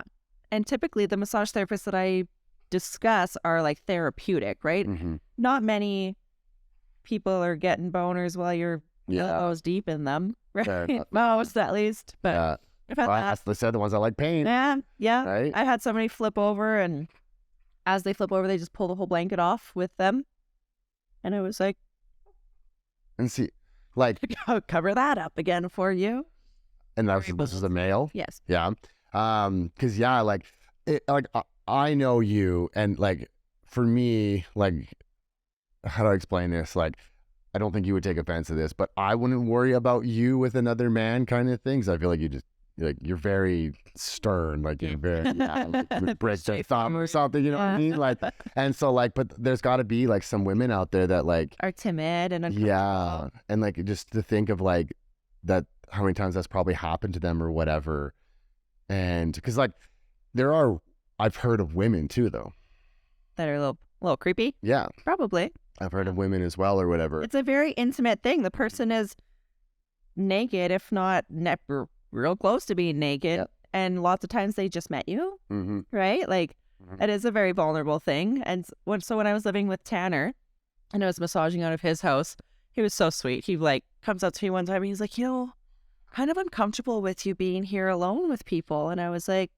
yeah, that is a thing. And he's like, I'm going to just put this bear spray in the closet here in case you ever need it. It's like, also, I still have that bear spray. I'm sure it's expired, but Tanner gave me my first ever bear sprays. Oh, I guess it wouldn't have pressure. Yeah. Yeah, when it expired. Yeah. But like, I don't publicly advertise. I've had clients, on the buy and sells, people will ask, oh, I need a massage therapist, and people will just start throwing out names. I've had clients put my name on there and I just say like, yeah, please. No, thanks. Because I'm a girl. I work from home alone. As soon as somebody finds out where I live and that I live alone, they can show up at my house at any time. Middle of the night, yeah. Yeah. And I lock my doors. I do all those things, but it's still. Do you have cameras? I have a Google Nest. Yeah. So I can like see my living room, mostly because I got it for Phil, really. Yeah. But there definitely is that fear. So I won't take anybody. Like, I only take referral only. Only from current clients that I have. And if you pass my name along to somebody you work with or somebody you know, great. But I won't post any advertising because I don't need a creep in my house. Yeah. And would you say without advertising that you've been able to stay relatively busy? Yeah. Especially because when I started off in Sylvan, I worked at a gym. So I built my clientele at a gym. And then when COVID happened, our gym closed. So that's when I started working from home. Me and Tanner moved out of the place that we were. Tanner is my friend for all the viewers. Yeah. Our mutual friend from. I was gonna say, I know Tanner. He was a wee little boy. Yeah. But yeah, so we moved in together, and I massaged out of his house for like a year, and then I bought my own place, so then I've just been on my own since then. But yeah, that's definitely. It's different for guys. You don't really think of your physical safety in the same way as a girl thinks of her physical safety. Well, it's like that TikTok trend, that walking my dog at night privilege or whatever, and they got like a big ass dog or whatever, right? And it's like as a male, I have no idea what that feels like. Yeah. Right? When I worked at a restaurant and we would get out like even after it was just dark, and we would always have one of the chefs walk all the girls to our cars. Yeah. Because there's creepy guys in the back alley a time or two, and you don't know what they're going to do. Yeah, that's exactly it. And it's like, that's awesome that you have that support. Yeah. Like Tanner there and everything, yeah. that people are actually thinking of that. And it's like, sometimes you don't want to bring it up, because you don't want to like put things in people's heads. Because I've had that before where I was like, oh, have you ever like experienced this? And then all of a sudden that person from that point on started worrying. Yeah. Right? Like, oh, am I going to get attacked? Am I going to get whatever? Right? But I think someone, like I said, someone such as yourself, unless it was like some really big dude or something like that, I think you could hold your own. But definitely willing to throw a punch. Like, really great. It'll definitely look like a girl punch. Yeah. Like Jeanine sounds all sweet and innocent right now, but super badass. Right? But yeah, because like I think that is like, at least if you are working at a place of business or something like that, at least you have that. But yeah, when you're at home, there's so it's great that it's just the referral aspect kind of thing. So, because do you have a website or anything? No. Yeah, I was gonna say, because like people put on their websites and they'll have their address on there and everything. Like I think I might even have my address. Now that I think about it, not that I mean, do I have to worry? Like maybe you do though. Vandalism or anything or whatever, or something like my meal plan, you know? Eggs you had. Yeah. Take my eggs away from you. Yeah. Right? So, no, it's good that you feel safe though, and that you haven't ever really had any of those experiences. Yeah. I've never felt unsafe. I've been like, oh, you're kind of creepy, but I've never been like scared for my life in a massage situation. Yeah, okay. At all. I don't know if I've ever been like. And so now, have you had any, like, how do I put this? Because I think you mentioned you didn't, but like the next day someone calls you up and is like pissed off with you or something or what? I've had somebody message me a picture of their back after I did some cupping on them, and that they like got really dark throughout the day, and they were like, oh my God, what is going on? What do I do? Yeah. That's normal, but it's the first time they've ever been cupped, and maybe I just wasn't clear enough to say how dark the circles or marks could get or how long they would last. I have had that. Just once. I learned real quick to be very clear that they're going to be marked up after cupping. Set the expectations. Yeah, and that's huge too. And like I was just asking because like in my head I had a recent experience for like one of the first times where, like, shall I say, it wasn't an altercation with a client, but like he was implying I was stupid. Ugh. Right. And this is why, like, kind of where I go with the conversation, why I ask you, has anybody been like that? Because we already mentioned this. It comes down to the client as well. Right. So it's like, let's say that client came back and said, I'm way too sore. It's like, okay, well, did you go and did you have electrolytes? Did you have water? You know, did you relax afterwards? How did you sit afterwards? You know, there's also so many variables at play. And like on my part, it's like, you know, did you follow this? Did you follow that? Are you shutting your phone off before bed? Staying on, you know, there's so many things that could go into play. And so it's so difficult in the, like, what do you call the industry of like us? Like health and fitness? Yeah. Like where you attend to somebody like in that, where you're working with, I guess. Like, but where you're in control of that, like there's so much you have to be careful of where someone could come back on you. Now, though, like, look, I did everything in my power, right? You're the one that didn't follow X, Y, Z. But yeah, until recently, I had never really experienced someone being upset. I think like the biggest thing when I look at people and they're upset with me or pissed off or whatever, that's for them. Yeah. You know, like I know that I did what I could do and I helped them to the best of my ability and I tried to educate them and all these things. And if they're still upset, and that goes with like any aspect of life, right? Not just massage, and if I gave them a treatment they didn't like, but if you behave in a way that somebody didn't like it, if they're not willing to sit down and communicate with you about what they didn't like, then that's for them to deal with the reaction that they had to you. Mm-hmm. You know, like if I say something and it hurts you, but I have no idea that it hurts you and I have no understanding as to why, and you're having this big reaction and you're freaking out, but you're not willing to talk to me about why, that's your problem. Right. And on that too, did you say something that hurt me, or am I having a bad day? Yeah, right. Exactly. It's your perception. In my life? And if you're not willing to talk to me about what I said or did, then I can't tell you, oh, that's not what I meant, or I meant it in this way. I didn't, you know, like I can't correct that, because I believe people are inherently good. Mm-hmm. Mostly. People are not just going out and leaving their house to go and piss somebody off. Yeah. You know? Unless they're pissed off. Yeah. Right? And they're taking it on the world. Like, I didn't tell you this. Last week, some guy tried to run over the girls. With their vehicle. I heard. Oh my God. We were in the alleyway. And so I was like, come on, girls, get out of the way. And these dum-dums just taking their sweet time. He revved his engine. I heard him. He revved up. He hit Lola's tail. And I was so like, I didn't react because I just couldn't believe somebody had done this. And then all of a sudden I'm like, where's a rock, right? Like I was looking for something. And then my heart was just, I thought my heart was going to be out of my chest. I'm like, I want to go to this person's door. Yeah. And I want to say something. And of course I had to text some people like, don't, like, it's not worth it kind of thing or whatever. And then thankfully I was walking, you know, it should calm me down. So I calmed down a bit. And then I started thinking like, what is wrong with your life that you feel the need to speed up at my dogs? Yeah. for the 5 extra seconds it would have taken her to fully clear out of the way. Exactly. Yeah. Right. Or for me to even reach and grab her because, you know, they're dumbass dogs. So like, you know, so it was like, what's going on with your life that was like you had to potentially ruin mine? Yeah. You know, and like, I'm not going to, like, if you had a bad day, I'm not going to be like, oh, that's okay. Right. But I'm also going to try to understand that, okay, you're coming from somewhere, but don't do that. Yeah. You know, but also too, I was thinking of this, like when you were saying earlier about people not, like if you go too deep and they don't say anything or something like that, it's like, you know, if you're on a date and you got a booger out of your nose and they're too, like, nobody says something or whatever, there's that aspect too. And that's why, like, not only is communication poor, but comprehension is poor as well. Right. And I don't think many people are thinking like we're talking right now, where it's like, if I got mad at you, you're not going to take a second and go, is something going wrong in his day? And he is taking this out on me, and we need to get to the bottom of this so I can have him stop and we can come to like a mutual agreement. Most people are going to be like, you want to yell at me? Like, I'm going to yell at you. I mean, so this is why, like, it's kind of like, I wouldn't say that communication is poor because we can communicate. I think it's more the comprehension of what's going on is poor.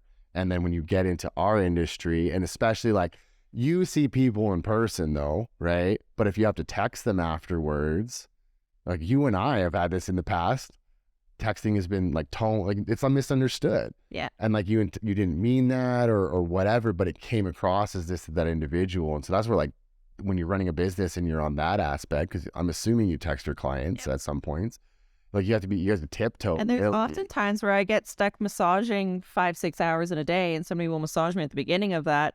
And then I take 6 hours to respond to them, right? And I always start the text with like, my apologies, I've just had a busy day. I don't ever want them to think that I'm ignoring them or, you know, like, but if somebody's having a bad day, maybe if I take 6 hours to respond, maybe they're going to be like, well, screw you, I'm not booking the massage with you anymore. You took too long to get back to me. When really, like, I can't massage or I can't text you back when I'm elbows deep in oil. Yeah, exactly. Right. And I think, and you might disagree or agree, I think 99% of people understand that, but there is that 1% that it was... Or the one day they're having a shitty day. Yeah. And now it's like, all your why fault. aren't you getting back to me? I had to plan something. You didn't get back to me in time. And it makes it difficult, right? It makes it really, really difficult, especially when it's your own business. Yeah. Right? Because if you're working for somebody, it kind of falls on both, right? But when it's yourself, it's just all you. Yeah. Right? And you have to take that on. And then like you get one bad review for an unwarranted reason, and then you kind of have to deal with that eventually, right? You may never have to deal with that. Just don't allow them to write reviews. Yeah. That's when you get all your friends just to give you good reviews. Because can you delete a review? I have no idea. I don't know if you can. You think you couldn't, because there's so many places out there with really poor reviews. Yes, and you would think they would delete them. Yeah. So I don't know if you can do that, but no, I want to. So, like, just thinking back to like when you and I had worked together the first time, we met via the shop, like when I was managing that shop for Kevin. Yeah.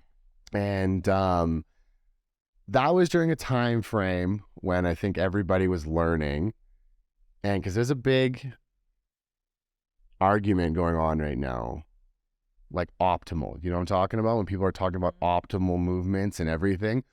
What's your stance on that? I always, especially with clients that I'm trying to explain things to, I always say there is an optimal way to do anything and everything.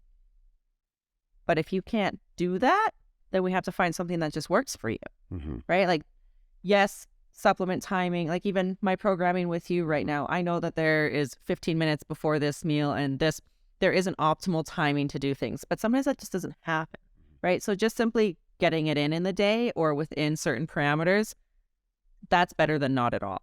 So there's like those 3 tiers, right? There's not at all, doing what you can, and then optimal. Yeah. And Jeanine would know, like working back with me, like back then would be like, no, Jeanine, you have to do this 15 minutes before a meal. So when you offered to coach me again this time around, my first thought was, oh my God, I don't know if I can handle another Curtis program.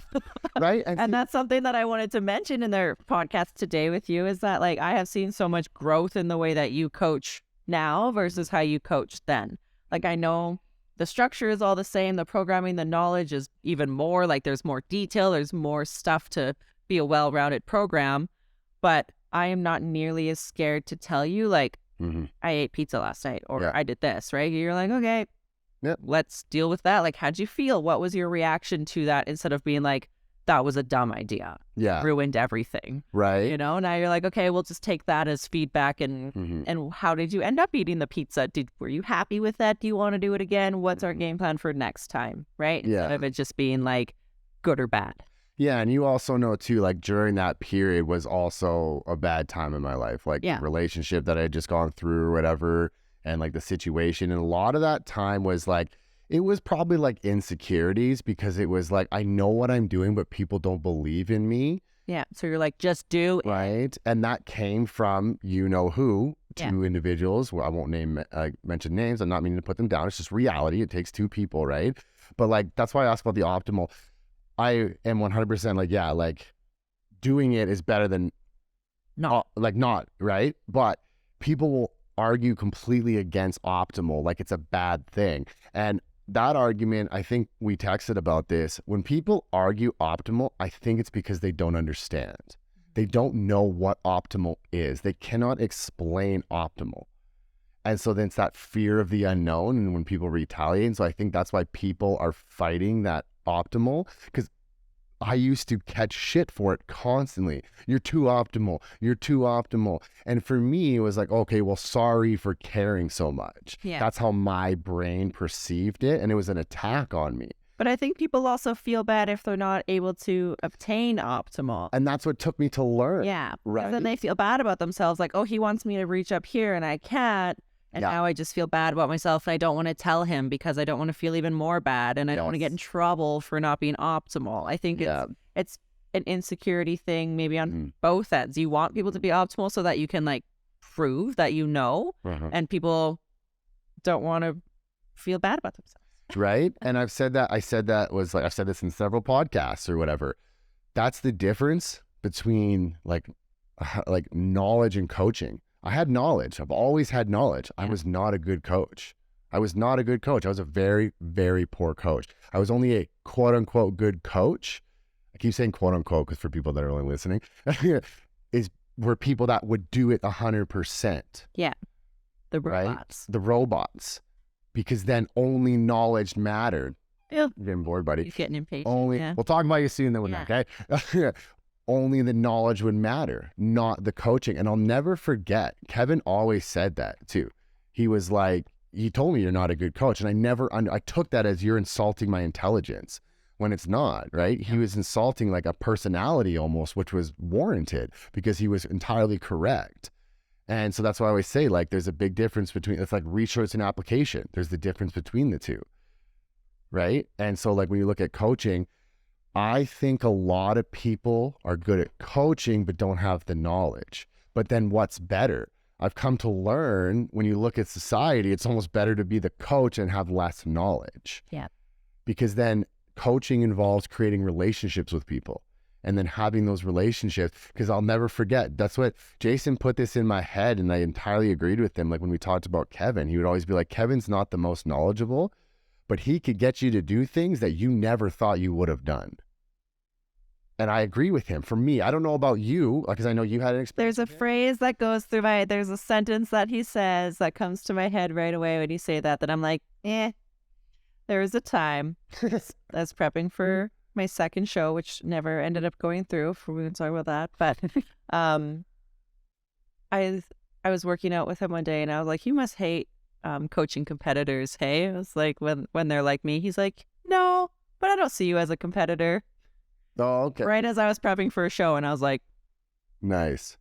See, now to me, it was almost like gaslighting. It was like manipulative gaslighting techniques. Like, I know that word gets thrown around like candy, right? But I'm just saying that as a generalization for people to understand, right? That's how he got you to do things. So for me, nothing was ever good enough. Yeah. Nothing was ever good enough. And that went into my coaching, and you experienced it, and many other clients. Nothing was ever good enough. Yeah. But that's because that's the way that I was coached. And I saw the success that Kevin had. So I was like, oh, this must be how you coach or whatever. And nothing I ever did. So you were constantly fighting and fighting to have him be proud of you. Yeah. And he never was. And so I don't know if that was like a tactic. No, I or that's totally, I could see that. Yeah. I had the same kind of experience where you just want to do good for him. Yeah. Right. Which is kind of a messed up thing, because as a coach, you also want to encourage your clients to have their success be for them and come from, right? That's how it's sustainable, is that they have to want to do it for them, not because they want to fit in the bikini or because their spouse wants them to look a certain way or whatever, right? They have to do it for them and their own enjoyment. And yeah, you know where it's going with that. Yeah. No, I get what you're saying. No, I just feel like that's where I say like the difference between, I don't know if I'm using the right word, like coaching and knowledge, but you get what I'm saying, right? Like you could have all the knowledge in the world, but if you cannot apply that knowledge to coaching, you're not going to do a great job. And that's where I really struggled for many, many years. It wasn't until I started addressing my guts that I was able to like see where I was coming from and realize, like, you know, even in my past relationships, you know, like, you know, oh, she was this and that or whatever. Then you realize, like, oh no, you were the problem, right? Like you were the one with issues. And I always say it takes two though. So your issues would fuel their issues, kind of thing, and it would kind of just like exacerbate the situation. But before we get to Phil, one more topic. Yeah. Let's talk about the competing. Yeah. Because that was something because it was a bit of a struggle for you, wasn't it? It's really hard. Yeah. Really hard. Yeah. And where we are now, we know why. Yeah. Right? But at that time and point when you and I were working together, like I didn't have that extensive knowledge with the gut health and GI mapping and such that I do. I knew this is why, like I'd always say to you, we have to do this, this, and this, because I knew like, you know, this wasn't going to be easy for you. I was stressed. And it was always like, no, I'm not. Like, you're stressed. But I think we were just like, we're not. That was that perception and communication. It just like was not aligning. Exactly. Right. And so what was that experience like? Because it was difficult for you. So the reason like I ended up competing is when the gym in Sylvan closed, I started working out at Body Basics in Red Deer. That's when I started dating Jason. That whole community is bodybuilders. Yep. I have really good genetics. Like I've got great shape. You put muscle on me, I could have done really well at competing if my brain had been at the place to do it. So I wanted to. It was all the people I was surrounded with. It was enjoyable. It's something me and Jason could do together, right? It was kind of like the only thing that really held our relationship together now that I look back at it.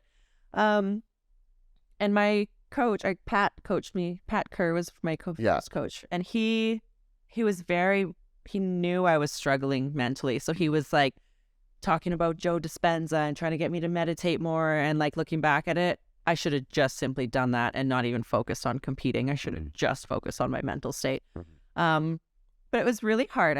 It was the best I'd ever looked. It was amazing. I had attention from men I'd never had attention for. Like I'd be paddleboarding on Sylvan Lake and people would be whistling at me and I was like, yeah, that looks so good. It's awesome. Yeah. And then I competed and I got third in my class and it was great. I had the sparkly bikini. It was fun, all of that. But I'm not a fruity, fluffy girl. I can't go on stage and do I don't have hair to flip. Like half my head is shaved. I just didn't fit every other aspect of competing. I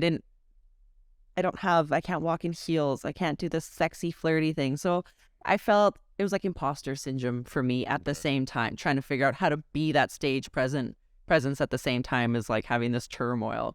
Because if you feel bad about yourself when you can't stick to a plan, right? Like it'd be the middle of the night and I'm sitting there eating peanut butter. Like I made chocolates out of cocoa powder and coconut oil and honey, and just like I probably ate a cup of coconut oil one time in one sitting in the form of these chocolates. It was gross. It was gross. Like I just couldn't help myself. I emptied out my entire pantry and brought it to my parents' house. I could not have anything in my house. And even then I'd like go to the grocery store and get a bag of candy and a bag of chips and chocolate, and I would just like stuff my face. Like the Sunday, I competed on a Saturday. The Sunday before my peak week, I ate a friggin' pizza because I just like could not help it.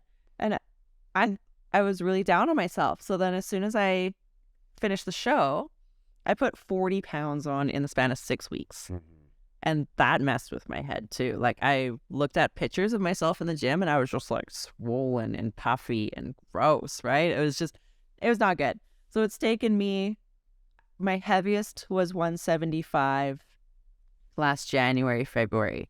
And now I'm down to 150. And it's taken me a year to do that, to just like mentally bring myself back to a healthy place. And I was very, I would say mentally unstable at the time, but there was a lot going on. It was like fresh out of COVID. I was dating somebody I probably shouldn't have been dating it. And then my current relationship has been a roller coaster of emotion as well, right? So there's been all of these stresses that were coming in, and I just didn't recognize them as stress for the longest time. I was always that person that was like, I'm good.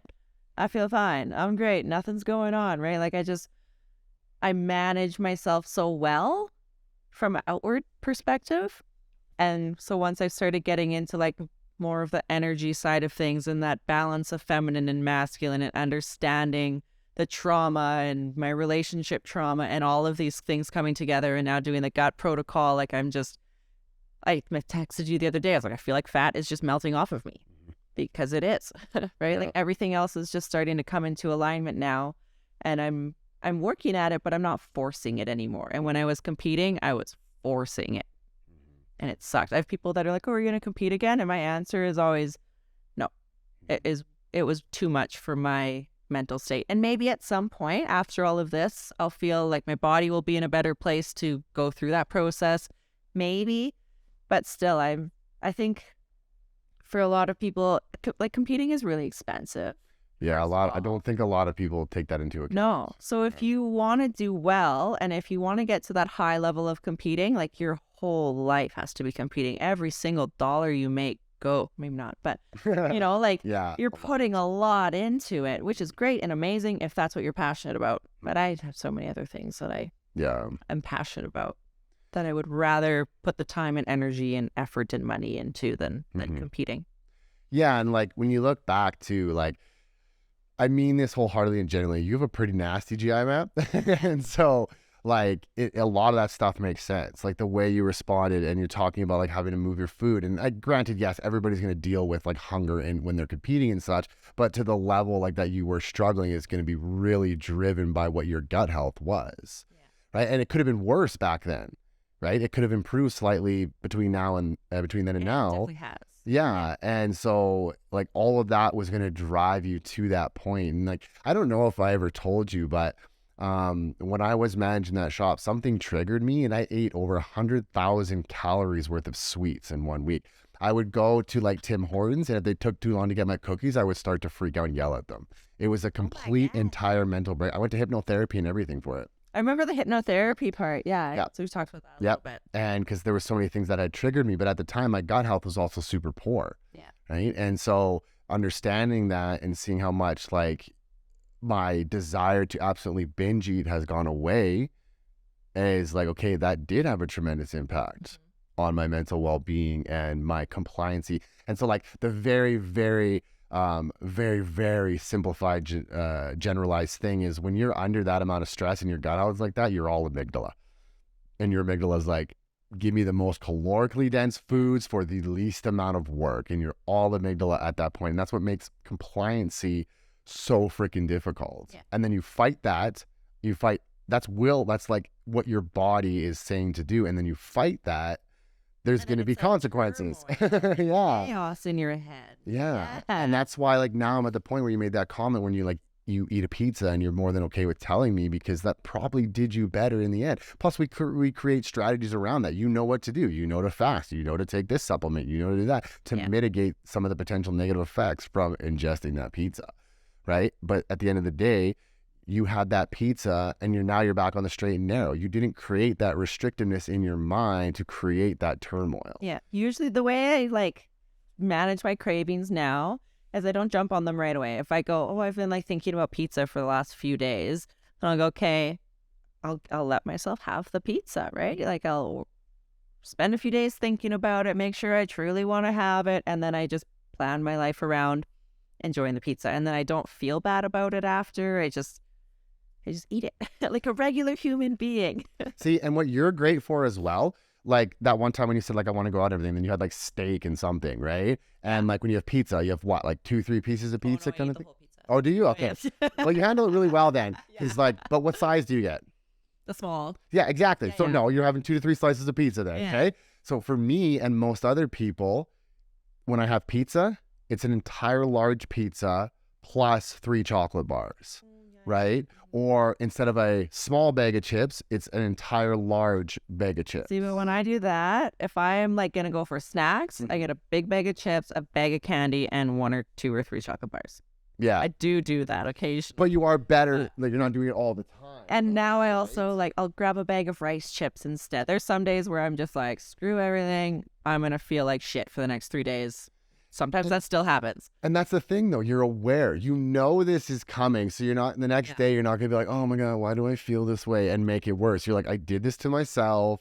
This is what I deserve. It will go away. Yeah, you're right. And I knew this was going to happen. I don't know why I thought it'd be any different this time, but here we are. Exactly, right? And so that's where what I like about you, and like when we go through your check-ins and all that kind of stuff, or when we talk, it's like you're more than aware of this, you know. And then you're learning too, like with the message the other day where you felt really icky, and I was saying like this is what happens, right? You're destroying biofilms, and you're releasing toxins, metals, mycotoxins, all this stuff is getting thrown into your system, and now it has to go through the gut and the liver. So that's going to make you feel like shit, right? And so talk about your cup. So we have to, that was way too much water in your cup. Yeah. So we got to lessen that and then, you know, slowly come back. But as you continuously break apart these biofilms, there's less, and then you'll reach a point where a killer won't even make you feel ill. Yeah. If anything, it might give you energy and modulate your immune system and have you feeling so much better. Right. So yeah, it's just a matter of time. But yeah, your awareness is, and that's where, like, I actually was going to say this too. There's 2 sides to this, right? You get people who are knowledgeable. It's going to go one of 2 ways. It's either going to really help them in the process, because when I explain things, they're going to understand, right? For example, you said it, when you're on the toilet the next day, you understand what's happening, and that's what gets you through the process. But then there's someone such as myself that overreacts because they have that knowledge. So for example, like when people get like a GI map, right? And you had done it, but I trusted you. You're like, I'm going to research all of this, right? When my mycotoxin test. So when I took my mycotoxin test and I researched, and that's what really led me down that road, I was depressed as hell because of all the research that I was reading about kidney and brain deterioration. You're like, I'm gonna die. Exactly. Or I didn't think that I would ever be able to reach this specific level of intelligence because of my brain being deteriorated. I eventually learned that no matter what happened, there's 100% you can reverse it, kind of things. And even my mentor was like, dude, shut up, you're an idiot. Right? So there's these 2 spectrums. You have people that their knowledge is actually bad for them. Right. But you're the kind of individual where the knowledge it benefits you. Having that understanding is what helps you get through this process. Oh, that is why I am doing this. Okay. I am much more inclined to do this because now I understand. Yeah. Because I had a coach once that had me on fruit protocol. Okay. Yeah. And I asked, I was like, he said, well, it cleanses your liver. And I said, how? Like, can you explain what is going on? He's like, no, it just works. Is this who I think it is? Yeah. And so I was like, okay, well, I'll do it because I love fruit. Yeah. But I'm not doing it because I'm like, can't understand now what is going through my body. Yeah. Right? Exactly. And I need to know those sorts of things in order for it to actually. Then you want to actually do it. I want to do it. Yeah. If I don't get what I'm doing, then I don't really care. Then eating the chocolate chip muffin, I'm like, oh, I'm supposed to be doing a keto day. But if I don't understand, like, I'm doing keto days right now, not for the sake of ketosis, but to bring down the inflammation, right? So I know that if I'm on a keto day, I shouldn't be having the chocolate chip muffin because that really defeats the purpose of trying to get rid of my inflammation. Yes. Right? Yeah. So because I understand why we're doing it, I understand so on some of my keto days, I'll have chicken wings. Yeah. You know, they're not on my program, but I know that I can get away with having chicken wings because it's fat and protein. It's not going to inflame me, it's not going to do anything, and it's going to give me that nice little mental break some days that I'm looking for. You know what I go for? There's these little, I don't know the name, they're like keto, they're chocolate with like almonds and stuff. They're like from Costco? No, these ones, well, maybe I get them at Bush Lane. They could be at Costco, but that's me. So when I tell people like we got to do keto, they're like, and then they think, oh, you know, whatever. I'm like, just no carbs. Just no carbs. I don't care if you have chicken wings. I don't care if you have XYZ. Just no carbs. That's the simplicity of it. That's why I like using cyclical keto, because then people can experiment. You could do you can make an omelet, you can make a cheese omelet, right? Stuff like that. You can have a high fatty cheese omelet, which you wouldn't normally be able to do when we're doing carbohydrate days and stuff like that. So And I like that. I like having that variety because I'm the type of person, I think even in my last check-in, I wrote, like, I'm just struggling to not get in the restrictive mindset, because when you have a meal plan in front of you, often you're like, this is the only thing I can eat, right? That's why everybody falls off of a meal plan, because they don't understand what you can start to swap in and out. And now that I have that understanding, I have a lot easier of a time too. Yeah. But fitting my macros is perfect for me. Yeah. Because I understand what a whole food is. Like, I know I'm not going to fit my macros with McDonald's, right? Like, I know better than that. Yeah. But I also like that flexibility of, tonight I want to have a sirloin steak and tomorrow I want to have salmon, or, you know, like, I understand where I can swap things out. Yeah. And see, and that's where I really try to get the point across, but it's where I slightly struggle, is because, so when you get that plan and I tell you that you can fit your macros, that's all I need to say. And you're like, sweet, let's do this. Yeah. When I tell other people, they don't know how to fit their macros. So all they see is this restrictiveness. And the problem is, like, I drink olive oil. Like, I'm not a chef. Yeah, we've talked about this. Your taste buds are like, I don't not trustworthy. Exactly. Yeah. Don't ever ask me if this flavor is good or anything, because I eat the most plain and I'm okay with it. I'm not a chef. I don't know how to frilly up my food and make it taste like this or better or whatever. So that's where I struggle with people. What can I do? I'm like, I don't know. Like, and I've even mentioned, like, I think I've sent someone to you, or send them to your Instagram. I'm like, go look at her Instagram. I was like, this is like, she makes these extravagant meals and everything because she has that knowledge. Yes, it's knowledge, but also you have that creativity. I love it. I love cooking. That's like an interest of mine, right? Yes. So when I get to cook and play around with things and add different flavors, like, that's me being creative, and that's like a creative outlet for me. I don't play music, I don't draw, I don't have any other artistic thing, but food is super relieving, I guess, for me. But yeah, you don't care about different foods or like trying different. That's why I love coming to Calgary on all the weekends that I've been here. Like, I go to a new fancy restaurant every time I'm here. Yep. Because I just love that. I love experiencing that. And then I also look at what I have at the restaurant and I'm like, okay, so how can I make this at home without the butter and the cheese and all of that, right? Like, how can I kind of create the same dish that I really enjoyed without all the extra shit? Like, there's so often if I won't go to Boston Pizza or places like that anymore, because I just know I can make it at home better and it won't hurt my stomach. Yeah, exactly. Yeah. I learned a lot of well, I didn't learn it because I don't apply it, but witness, like when I was with Whitney or whatever, because that's like how she got through preps and all that kind of stuff, with like doing this with her vegetables or doing with that and everything. And like, I'll never forget, she had an air fryer. Yeah. And she was like, you want steak? And I was like, okay, yeah, sure. Right. Yeah. So she cooked some steak in the air fryer and she got me a plate ready and everything. And we were kind of just having a conversation like this as I was cutting the steak, and I bit into it and my soul left my body. I was like, oh my God. Like, I was like, really? I was like, what did you do? And like, and just whatever. And so I went and bought an air fryer, which, yes, still the air fryer alone. I love steak out of the air fryer, but whatever she did was like, that steak took my breath away. You know what I mean? And so it just shows, like, if you bite into a piece of food like that and you can do that consistently, you're really going to commit to that diet. Yeah. If you like your food. Yeah. That's the biggest thing. People are like, oh, healthy food is bland. No, it's not. It doesn't have to be. It does not have to be. Yeah. My healthy food is bland. Yes. Yes, it's something questionable. But I make tons of things that are super healthy, whole foods, clean, and they're delicious. Yeah. Yeah. And that's I don't want to eat it. Exactly. Right. And then, so I've always said that. You could have the most perfect nutrition plan laid out in front of you. Yeah. If you can't follow it, it's obviously not perfect. Yep, it doesn't matter. Yeah. Right. Doesn't matter how close you get.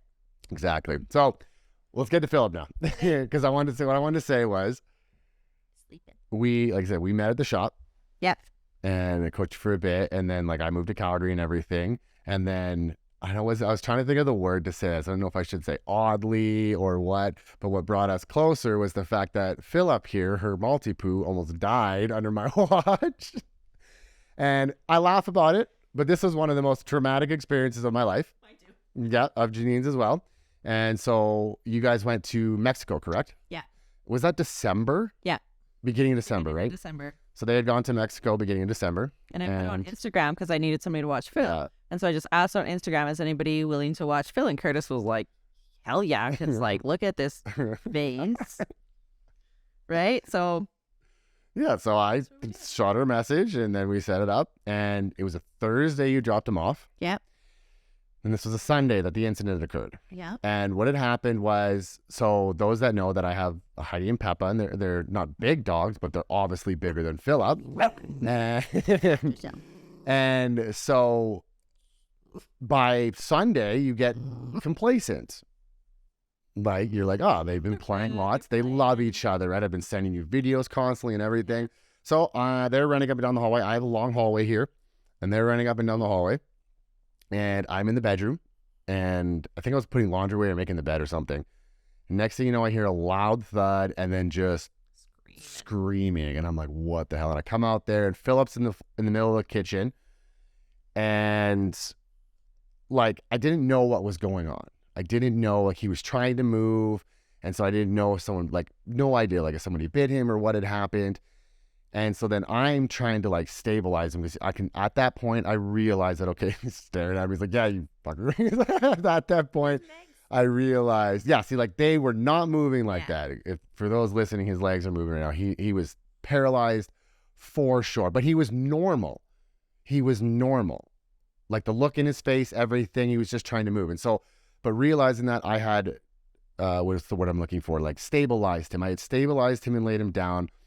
And then I just lost control. Like, I was just hysterical. And I always say, like, obviously my heart would have been broken if it was my girls. I'm like, but this is Janine's dog. I don't think this is even my dog, right? Like, so I was hysterical. And like, because like, looking back at now, I should have never sent you a voice message crying. No, because you know what my experience was? Sunday morning at like 7:30, I'm in Mexico, I'm relaxed, I wake up and I get this super cute video or story about how he shit everywhere because you fed him a cookie, and you're like, oh my God, ha ha ha. And then half an hour later, you sent this voice clip, and I thought it was going to be like you verbally telling me this funny story. And I start playing it, and it's just you sobbing and explaining you're taking Philip to the pet hospital. And I'm sobbing, and Derek is like, what is going on? It was very chaotic. Oh, it was so bad. It was just, like I said, it was like, yes, my stress management has improved, but that was a messed up situation. Yes. So yeah, we, my very dear friend Sean, he showed up, and like, he gets in there and he's like, you sit down, you stop. He's yelling at Peppa, you over here. And then he's stabilizing. We get Phil and we stabilize him. And then Nina, my neighbor. Control. Yeah, right. My neighbor Nina comes over and she goes to check on, because she was a vet tech, and she checks on him and she's like, yeah, you got to get him to what was it? Which one was it? VCA. VCA, yeah, because they're the only one. The one in Glenmore, the only one with the neurologist. I think the only one with the CT. I thought it was like a neurologist thing as well. I thought it was. Anyways, I think because he was like the only guy in Alberta or something like that. Yeah. And yeah, neurosurgeon. And so yeah, so we get him there anyways, and they diagnose. And initially, we're thinking like, it's just, what do we think? Like, just bruising or something and everything. And just by the way they were talking, and then next thing you know, like, Jeanine the next day, she's like, hey, make sure you're done with clients before you call me. Yeah. Because then the surgeon, so they had to wait until Monday morning for the surgeon to come in and actually like assess him and everything. So they did the CT and all that, had it all ready. And then they called me on Monday to like talk about what my options were, right? And basically this guy, they were like, he has a 5% chance of ever walking again, even with the surgery. It was a lot of doom and gloom. I remember sitting there in Mexico. We're having like brunch or something. And I was the crazy girl at the resort for 2 days. I was just sobbing. Wherever I went, I was just sobbing. I like cried at a cabana drunk for 2 days. I was just like, my puppy, I don't know what to do. I was a mess. But so I'm talking to the surgeon, and in my mind, like, I grew up on a dairy farm. A cow breaks its leg, you just shoot the cow, right? You eat it. Yeah. And I've never had a dog. And we never liked dogs before, yeah? Dogs before. Like, this was a whole new experience to me. So in my head, this guy is basically telling me there's no chance your puppy is ever going to be okay again. So I was like, we have to put him down. And Derek, who is a dog lover, has had dogs his whole life. Yeah. He's like, no, we have to do the surgery. Like, just try. We'll do everything that we can. And I was like, okay. Wiping my face. So we did it. And see, look, he's like, he uses them. So we had a 5% chance of him walking again. And so we get back Tuesday night and see him hang out. He's spent a few days in the hospital. He was like the droopiest puppy I'd ever seen because he was so high. That was very, like going to so see him in that sad. place. Yeah, like when I saw him the first night. Oh, it was heart-wrenching. And because I know him, well, I know what he's like with 4 legs, right? Yeah. He was so full of life and like just this rambunctious little shithead. And then all of a sudden he's just a blob. Yeah. And so that was hard. But we took him home Friday. So surgery Monday. Took him home Friday, and then he had a urinary catheter for like 2 weeks, and he just like scooted around and drugged this pee bag with him everywhere, and that also was heartbreaking, just watching him exist like that. But it's been 3.5 months now since. Is he whining or is that the girls? That's Lola whining for him. Yeah, knows he's in here. It's been I guess. Months. Yeah, it was December 11th. I think his surgery was. So he was only 6 months for the listeners. He was only 6 months old when it happened. So I was also really counting on like stem cells still there, right? That he would still grow. So he, from what the x-ray and all the practitioners that have worked on him say, because nobody saw what happened, right? And we're all curious. So what it seems like what happened is that he ran headfirst into a wall. And because his neck was all crunched up as well, they were worried that the inflammation was going to move up his spine and stop his lungs and stuff. Yeah, we had that 24-hour period where we were all like on edge, right? Yeah, because his legs, like he was so stiff through his front legs that it was like, they thought it was going up his spine, which thank God it didn't. Right? Yeah. Geez. And so basically what happened is when he ran headfirst into the wall, his T12 slipped underneath of his T11 and partially severed his spinal cord. And they also said because he had it was something genetically shaped vertebrae. So it was like a little more prone for it was like they said a cone shape versus a square shape. That's what spines typically are, apparently. I don't know. I've never actually looked into it, but because of the shape of that, it just slipped and then that partially severed. So he is starting to move. He has quite a bit of movement. Like he'll crawl on his back legs, and like even this dog bed here, he uses his back legs to push himself up. When he eats, I like put him up in a standing position and he can hold his body weight there. I have to kind of teeter him back and forth because he doesn't have the stability yet. But I am like 80% sure he will walk again. I'm very confident, and like, you know what I do. You know who I am and what I believe in and everything, and like you're taking a lot of the right steps, like all of the right steps to like promote that or whatever. Plus, like it's not slowing him down. No. I mean, like he doesn't know. Like you just like we were talking about that before the podcast. Like he's like to him his back legs still work, it seems. Yeah. Right. I take him for acupuncture and chiropractor once a month, and the guy that works on him, he's like, dogs don't worry about like societal stuff, right? They're hitting off bills to pay. But even like if I were to break my legs and be in a wheelchair, and I'm also wheeling around being like, oh my God, are people looking at me? I don't get to do this. I don't fit in. I'm weird.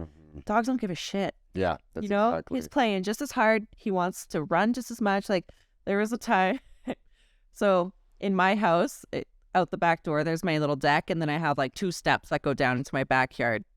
And there was one time where Derek went out the back door and he didn't fully close the door behind him. So then his dog Murphy chases out behind him, and so does Philip. And I didn't see. And Philip just goes launches himself off of these steps. Then I lost my mind. I was like, slow down, like, what the hell? Close the door. But like he didn't know any different. He's not phased, right? He just hit the ground and kept going. He like had a little bit harder of a thunk than he usually would if he landed on his feet. But he's jumped off the couch before, and I was like, oh my God. He doesn't do that anymore because now he's kind of realized like it doesn't quite work that way it used to. Exactly. But he doesn't care. Well, and I understand, like, because I think you expressed this to me when it initially had happened, because like you're worried about how is Philip going to feel not having the use of his back legs. It's the same thing where like I worry about my girls over the dumbest stuff, and they're just they don't think that way, and you just watch him, like it does not slow him down. No, he makes like it work. He's got the same expressions, he's got the same energy, and it's just sometimes I feel like he'll be it's so funny, he'll try and scratch with his back leg, and you'll see him lean over, and he kind of like tries to lift his leg, and then he looks at his leg, what the hell? Like it doesn't work. And it's so cute. But yeah, like he just he's trying to figure out how to scratch himself with his front paw instead now, or he comes up to me and asks. Yeah, no, I think it's just a matter of time, and he'll eventually get there. And Because usually when you see, because you said, what, 3.5 months? Yeah. When you see those stores, it's like a year. And then and they say normal. Everybody says he'll get the most improvement in the first 6 months, and then you might still see things afterwards. The acupuncturist, he was telling me about a dash hound that he works on, and for 2 years had no movement, like even less than a Phil, just completely floppy legs, drug around everywhere. And all of a sudden one day, this lady's sitting on the couch, and her dog walks by. Could you imagine? Yeah, right? And at first she was like, I'm insane. There's no way. Could you imagine? Yeah. And then her dog did it again. And she was like, okay, obviously I'm not insane. Like my dog is, he just figured out how to get his legs. And I think that's the same with Phil. If he can figure out, because he can't feel his toes, right? So he doesn't know when he's pressing into the ground. Okay, yeah. But if I put his legs in the right position underneath of him, he'll stand up. Yeah, okay. So as long as we can get him to understand like how to scoop those legs, then I think he'll figure it out. Yeah. Well, then you always hear those stories too, like when you talk about that dog going 2 years without walking. You ever see those, like, the owner's limping, so the dog starts limping? And it's like, you ever wonder, it's like, did you just not want to walk for those 2 years? I had a client who didn't know that any of this happened to him, and I hadn't seen her for like 3 months, and she opens the door and comes into my house, and he scoots up and does this little exciting thing, and she looks at him, and she's like, is he just being dramatic? And I was like, I fucking hope not. If he's being dramatic, I might murder him. He is getting a lot more love lately. Yeah, like $30,000 for being dramatic. That's so dramatic. Yeah, and that's another thing. When you said you had pet insurance, I was like, oh. Yeah, thank God. We wouldn't be, if I didn't have pet insurance, as crap as it sounds, we probably wouldn't be here. Because from Sunday to Friday, we had a $19,000 bill. I thought did it go over 20? In the end, it was over. I thought it was over 20 in the end. Still, 19. Insane. Yeah. Do that like per kilogram of body weight. Like, right? You are one expensive dog, Philip. Like we go to physio 3 days a week. I go to acupuncture and chiropractor once a month. Yeah. Like I spent his puppy pads, like puppy diapers, $2 a diaper. Jesus. Yeah. So right now he has like feminine pads in his diaper, and they're like 30 cents a pad, which works way better. But I spend like $700 a month on him. Yeah.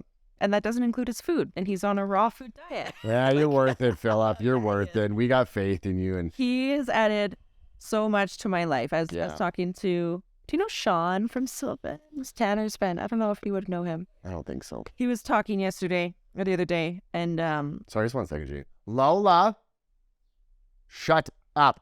Okay, sorry. Sean was talking. Sean was talking, and we're just talking about the amount of love that dogs have. He's like, people need a constant input of love, and you will never get that from another human being, right? Like people are not capable of giving love constantly. Especially now. Yeah. But dogs, that's never what they ends. do. Yeah. There's just a constant input of love. If you ever question yourself or the people around you, your dog will always love you. And like, I needed him this year. Yeah. For all the shit storms that my life was in, he was such a blessing. Yeah. And I don't know if this sounds weird or anything, but Heidi taught me what love is. I didn't know what love was until Heidi. I wipe this dog's butt for him. Yeah. like I love him. He pees on my bed and it sucks, but I love him. Yeah. I will wipe his butt for the next 50. Yeah. Yeah. Like I thought I knew what love was, and until I got Heidi, and I never knew. And no, I'm not favoring Heidi. Yes, I love Peppa just as much. Okay, everybody taxes me, but Heidi was first. Like Heidi, and she taught me, and I was just like, and when you mentioned like Philip getting you through everything, that's exactly it. But one thing I wanted to say too about this is like being in that scenario and having him be injured under my watch and stuff. Like it was just like, you don't know what to expect from you and like Derek. And I have to say, like, you guys were just absolutely phenomenal in how you treated me. But you were phenomenal in how you treated him. Absolutely phenomenal. And I never would have expected that. And maybe that is some past trauma stuff. I figured like I would never heard from you again in my life and stuff like that. Right. And like, it was just, you guys, Jeanine and Derek were so good to me. So good to me. And even if you hadn't, I still would have put everything I had forth into Philip, right? Because I love animals, and it was sad to see it happen. But that's because I knew you loved it. Like when you told me, because I packed up his treats and his food and stuff, and you were like, this dog's not eating anything. It's like he is eating raw food and he's getting nighttime supplements and he's so thrilled. And I was like, Curtis is the perfect person to watch Philip. Even how you handled it and you were like took care of him and you were at the hospital when we weren't there, right? Like you did all those things. We couldn't have asked for anything more than that. Like accidents happen all the time. He is a rambunctious little dude. He weighed 10 pounds at the time versus your girl's, 50 pounds? Yeah. Right? Like, well, everybody calls Heidi fat, so it's probably more than 50. Yeah. And whenever people ask what happened, I just say he was just playing too hard. You know, it's not that your dogs went after him or they were like malicious or they were simply just having so much fun that well, and you see how much Peppa loves him. Yeah. Peppa loves little dogs, but she is obsessed with Philip. Yeah. Like when you showed up, she was like jumping all 4 feet off the ground. Yeah. Like She's like, oh my God. Yeah. Like I've never seen her love a dog so much or whatever. Yeah. But they got along so well. Like they played so well. But yeah, I just think it was, and just like, you know, sprinting up and down that hallway. And so, but I'm so happy with where he's at today. And I'm so happy with the decision that you guys had made to just go through with it. And like I said, you know me, though, there was no doubt in my mind that at some point he's going to walk again. And together we will make sure that happens. Yeah. Right. And so, like I said, you're doing all the right steps. And so I think it's just a matter of time. But it's not even freaking slowing him down. Yeah. And honestly, even if he doesn't walk again, I don't care at this point. Like after the surgery, in the back of my mind, I was still like, well, we'll give him X amount of time. Yeah. And if he has no improvement, there's still the option of putting him down. Because I was like, quality of life, quality of my life, you know, all of these things. Because I've never been a dog person. And all of a sudden I have like the most high maintenance ever. Yeah. And now that I've taken care of him for the last 3 months in this state, like there's no way. I will wipe his butt for forever. Because I just love him so much. There's so much that he adds to my world that like, I don't even care. And I don't think his quality of life his quality of life almost improved. If you think about it. Totally. He doesn't even have to go outside to go to the bathroom. Like pee freely. Yeah. Like I'm doing all my flooring on my main floor for him. Yeah. You know, like he's. Yeah. No, I think it's just a matter of time. So. No, Philip. He's special. Like, I know he's my dog, and I have to say that. All of my massage clients and, like, everybody that meets him, they're just like, he is something else. He is, right? And it was so enjoyable having him here. And like I said, just the way he got along with the girls and still does to this point. Yeah. And like when we come down to Sylvan to be in here at all. Yeah. One of the best pictures. Well, I was saying that to Jeanine when she got it. I was like, he's probably having Vietnam flashbacks. Yeah. No, drama. He's totally fine. So he's chilling, munching on somebody else's bone. Yeah. Well, Jeanine, thanks so much for coming on. Yeah, thanks for having me. There's like a ton we could talk about. I think I say this after every podcast, and that's one thing that I have been improving because like there's so many ways we could have taken the conversation or whatever, and then you know you find either one of us goes off on tangents maybe and stuff. So like you know getting that structure of a podcast I think is improving. So like I definitely would love to have you back again in the future. And then like what I like now is because we've gotten to know you, you know, and what you're about and a little bit of who you are and such, that I'd like to, you know, start getting into, okay, let's start educating people, right? Let's take your knowledge and my knowledge and combine it and start having those, you know, because that's what people want. People want to learn how to be better and all that kind of stuff. And once, you know, you start with the getting to know you though, because then they build that trust with you, right? And then once they have your trust and everything, then it's like, all right, cool. Now let's start to educate people to help them be better. And so I think as long as you're open for that, I would love to do that in the future. And yeah, then we won't have to worry about so much whining and barking next time. So, but thank you so much again for coming, Jeanine. Okay, and take care, everybody.